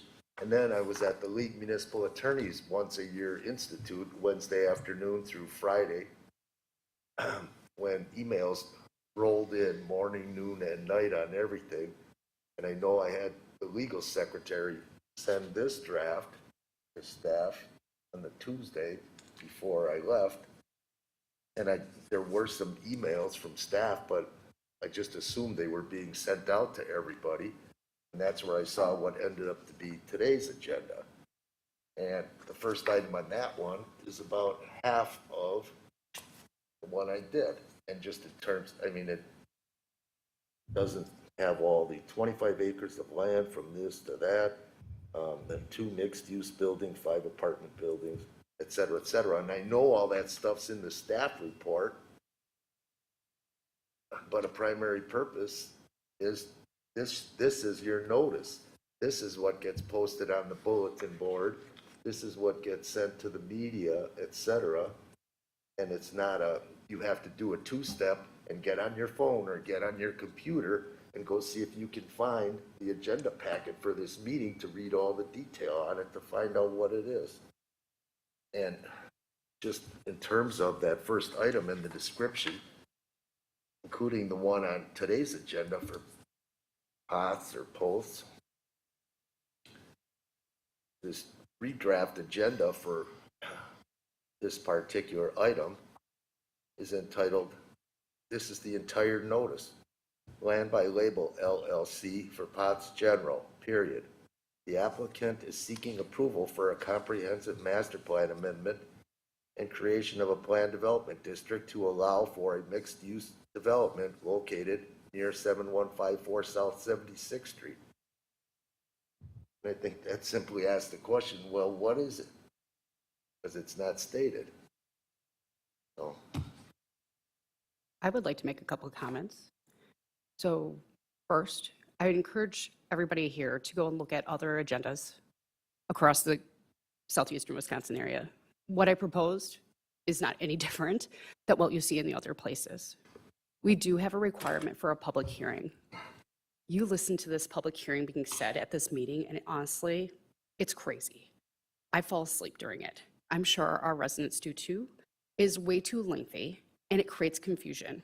We just had to table an item on the last plan commission, my first plan commission, because there was a deviation in language between one and the other. And guess who suffered? The applicant. There's just too many opportunities for these changes.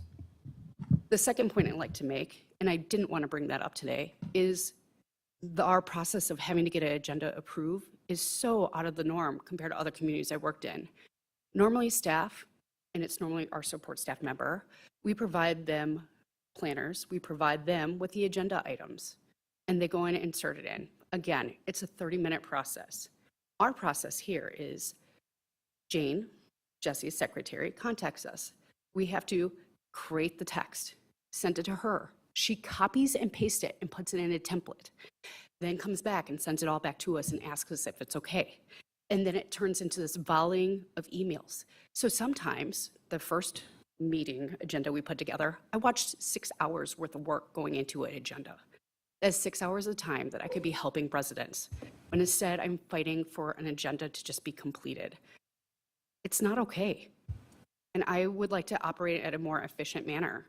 I think we can still solve the solution by letting staff create the agenda and providing, if the city chooses to use their legal services in this manner. And I would like to also note that most communities don't use their legal service in the manner of creating agendas such as Plan Commission, Environmental Commission, Parks Commission, in this manner.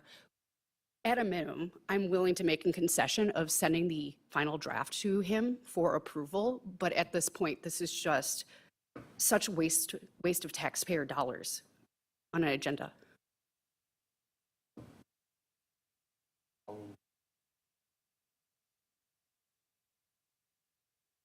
Why this particular meeting, or maybe some of the other ones, are why there's variances between agendas for different committees, commissions, and boards, because I know not all of them go through that process. So is there a specific reason? Is it written somewhere where certain ones have to, written somewhere in Franklin lore that certain commissions and committees go through legal for their agenda and others do not have to? Because again, I think a lot of the things that were raised by the city attorney could be applied to any of our committees that meet, because they're all public meetings, they're all, government bodies that are meeting to discuss things. So I guess, sure. A few weeks ago when we talked about this, it was the first time I knew that was the process that you had to do. So I'm confused why there's inconsistencies between different boards and committees. I think that's a legitimate concern, and I do understand why we would need this in Common Council. I do. But when it comes to other items, I mean, why are we getting no mo may approved on an agenda item by our city attorney? There's things like that. There's a couple other things I have discovered that we are doing that is unique, driving costs to the city, such as we create resolutions for everything. I have yet to work for a community that has done that. Normally, you see resolutions, ordinances for comp plan amendments, rezones, CSMs. But when it comes to building and site plan approvals, why are we doing this? We should be including our recommendations in the staff report and providing the approval that way, and include also on that staff report the motion that you guys could speak. Sorry, it did catch me off guard earlier when Regular Austin provided me a sheet saying you have to read the motion. We normally would provide that to our plan commission members and allow them to read it, because at the end of the day, we want you to own that decision and not just have staff, read it to you. And then, so I don't want to get off topic though with this. I really wanted to stick to the agenda, but I can say that I have systematically started going through all our processes and looking for inefficiencies and where we can cut costs. And yeah, there's a lot of fat to be trimmed. Mr. City Chambers. Just with regard to motions, the practice up until a month ago or so has always been that board or plan commission member makes the motion. Okay, perfect. And with regard to agendas, city attorney's office, working with the planning staff, was directed by the council years and years and years ago. 3, 4 planners, planning managers through the decades, and never heard a concern once from any of them on the process. So I just thought I would mention that. I challenge you to say that maybe they didn't know better. Well, I dare say there were some high-quality officers working for the city of Franklin, especially in the 1990s. And turn of the century up. To respond to Alderman Day's question, the administrative rules, I haven't. Thank you. Ordinances, and their administrative rules are municipal code. And in both cases, so there may have been other resolutions subsequent to that, but elsewhere that I'm not familiar with. And I can say Plan Commission is the same. When you look at the UDO, it does not state the process that we're doing right now. It doesn't jive with it. However, for Common Council, it does. So I think in this case, we do kind of have to look at an individual basis. However, we have an opportunity here that just because it is this way doesn't mean it has to continue. And what might have made sense a few years ago, personally, I don't think all this makes sense for our common day practices. So I guess I'd like. Mayor? So I'd like to offer the thought that most of the other plans and commissions, you're less apt to get sued, if you will.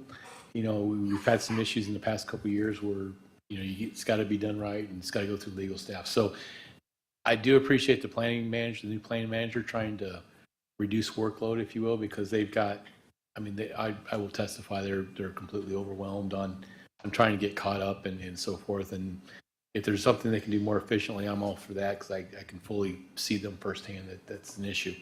Having said that, I do think the final draft of any should go through this board because, should go through the attorney because, this is typically why the city might get sued over decisions made at this board. So I think this is probably a level above my board of public works, my water commissioners, my other boards that I oversee, that this is a little unique in that respect. Mr. Leon? Thank you, Mayor. I find myself in the rare moment of agreeing with city attorney on this.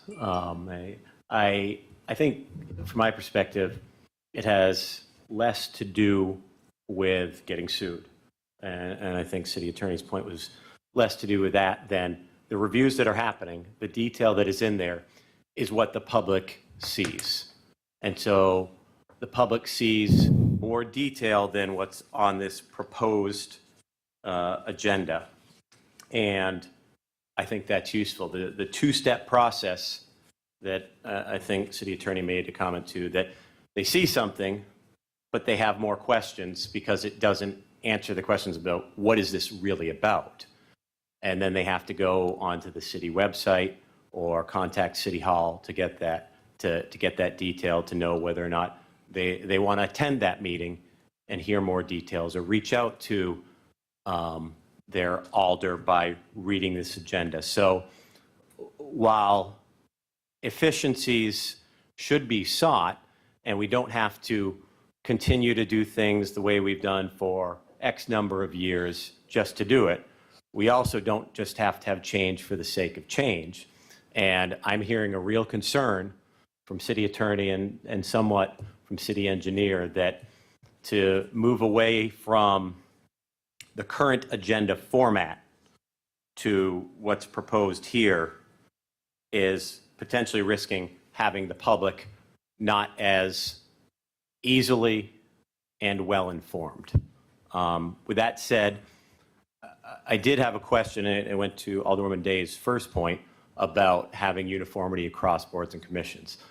So there is a part of me that says that if that's an approach we're going to take, then I would defer to council on that. If we want to have a standard with some deviations, that really should come from the elected officials of this city and not from a largely appointed commission that we are. And then I know that you aren't specifically asking about some of the things you talked about during your presentation, you're just asking about agenda, but some of the details that you talked about that in there that I know Commissioner Haley looks at and city engineer looks at, I need in my packet, because as they're talking through it, I can refer to what they're describing, relying upon their subject matter expertise, and then that can prompt my own questions. So finding efficiencies isn't necessarily just cutting a bunch of things out. I really do rely upon what's in sometimes a cumbersome packet to understand what recommendation that I'm making to council, or sometimes, we have the final decision. So I think the city attorney made a very strong case why this might not be the right agenda, and that there do still absolutely need to be reviews in the process of creating the agenda with city attorney. Thank you. I would like to note, though, that to get the agenda, you have to go online. So they're still doing that same process. And when that agenda is posted, it's posted with the packet. So just a side note. Thank you. Courtney? And well, I do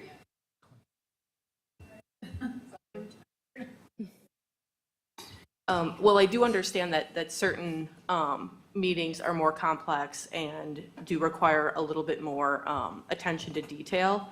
I will say that the argument about the quote two-step process of seeing a shortened agenda and then having to look at the packet is something that is done a lot. There are agendas that I get through my email that are like this long, and it's not even full sentences for each item, and I have absolutely no idea, because I'm not on that committee or commission, what it's talking about. So I then have to go and look at everything. So this is not something that isn't done.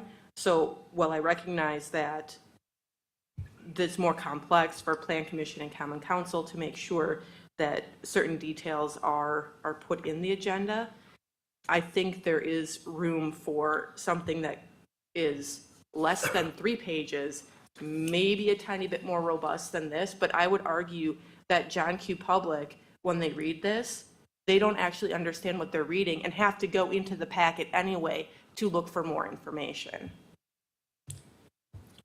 So, of course, Just to follow up with the question that I was asked about our UDO, there is no agenda item in our UDO that I saw. I only saw, as it relates to the Plan Commission, there was one, and it relates to the Common Council agenda, and it does not have the attorney or the attorney's office handling that. It has the city clerk's office doing that. Mr. City Attorney. Which sends it to me before it goes out for decades Okay. for review. So, listening to everything and being made aware of this early on in the tenure that we both came here, and there's no question that we have to do something. I don't know if you want to hit the camera thing. We have to do something that's going to create a more efficient way of doing business, and that's a fact.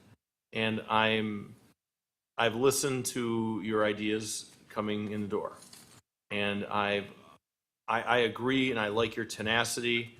I definitely know that there is the experiences you've gained from other areas you worked in, and that, like during your interview, the two communities are very progressive. They're very, cutting edge, and this is what we would like to strive to be in one of them anyway, and one of them we battle with. But the bottom line is that there's a lot of change. There's some changes that we should and I want to make. And I don't know if tonight we're going to be able to come to some sort of finality, but it is 100% I am in agreement that the city attorney, shall review these before it comes out, because we need to legally protect ourselves, as we've learned in the past. And I was in the council for 6 years before I got elected, and there were things that came to fruition that definitely needed legal, vetting.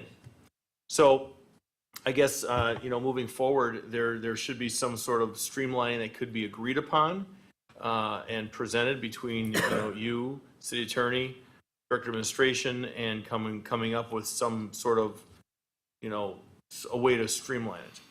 Now, one of the things that I also picked up, and I've absolutely noticed being on different boards and commissions over the years, as well as serving on them as a citizen, is what planning staffs, what do you guys do? I mean, it is an unbelievable amount of work to appear at all these meetings, boards and commissions, plus your normal job when you're doing project review. It's an unbelievable amount of work that planning does. And I personally thank you and respect the job that you do, because it is a job I wouldn't want. I don't even go downstairs. I'm afraid of it. But I've been down once in a month and a half. I know it's because you had snacks, and I apologize that Well, I that's put my. candy out to lure them in. But we have to get to a point where we can streamline some things. 100% agree. I understand things have been going on this way for decades, and there's certain things that I agree with, Mr. Leon. Changes for change is not a good thing, as that's how organizations fail. But we aren't going to. We are going to succeed. We're going to strive. We're going to make changes that are good for the citizen, good for the staff, and that makes sense. So if they get the little litmus test, and if it makes sense, we need to go and do it. And at this point, I'll yield, because I'm not sure if you're looking for action or if you can kind of work it out a little, work out some things. Before we change everybody, let's kind of, here's like the lead.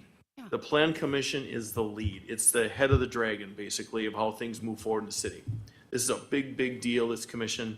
There's a lot that comes through here. There's a lot of responsibility. We've got a lot of commission members up here that have been here a long time. They're very smart. They know what's going on. They know how the direction of the city goes. So I think this has got to be kind of more of a collaborative effort.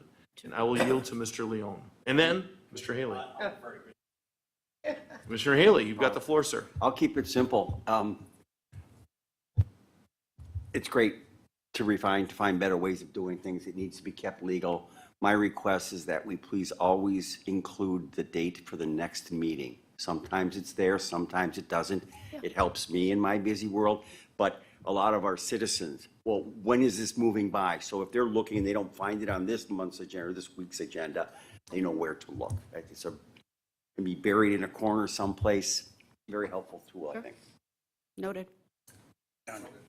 Just also what happened tonight. These people were waiting here. The second item was going to be laid over. It should have been told to them in the beginning of the meeting. And they were upset with that, so.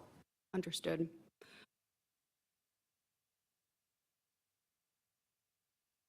To underscore Commissioner Haley's point, I'm not available for the next meeting, so I will send an email on that. I'll be traveling. So, but yeah, having the next meeting on July 6th, it is on this version of it as a reminder down at the bottom. But I think you are looking for some action on this. I guess I would propose a motion to direct planning staff to coordinate with city attorney through the director of administration to refine this updated agenda format to include what is necessary for appropriate public notice in the agenda and to standardize meeting formats across however many boards and commissions are appropriate. I am sure there are some that we don't need to standardize to, but the relevant ones, hopefully I said that well. I see the city attorney taking lots of notes, so if there's anything that either he would add, or I see the city engineer or planning staff, but that would be the gist of a motion that I would make.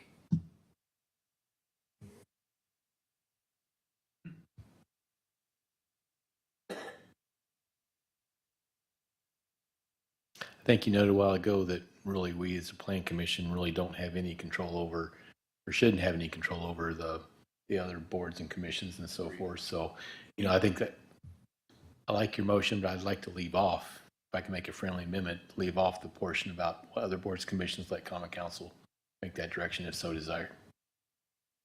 I agree. I was just looking in terms of standardizing.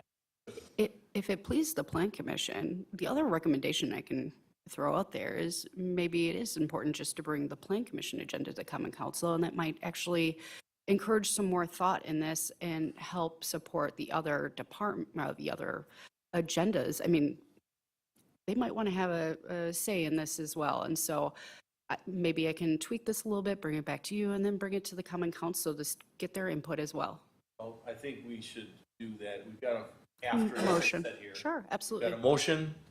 That's your motion. So you I do, and I mentioned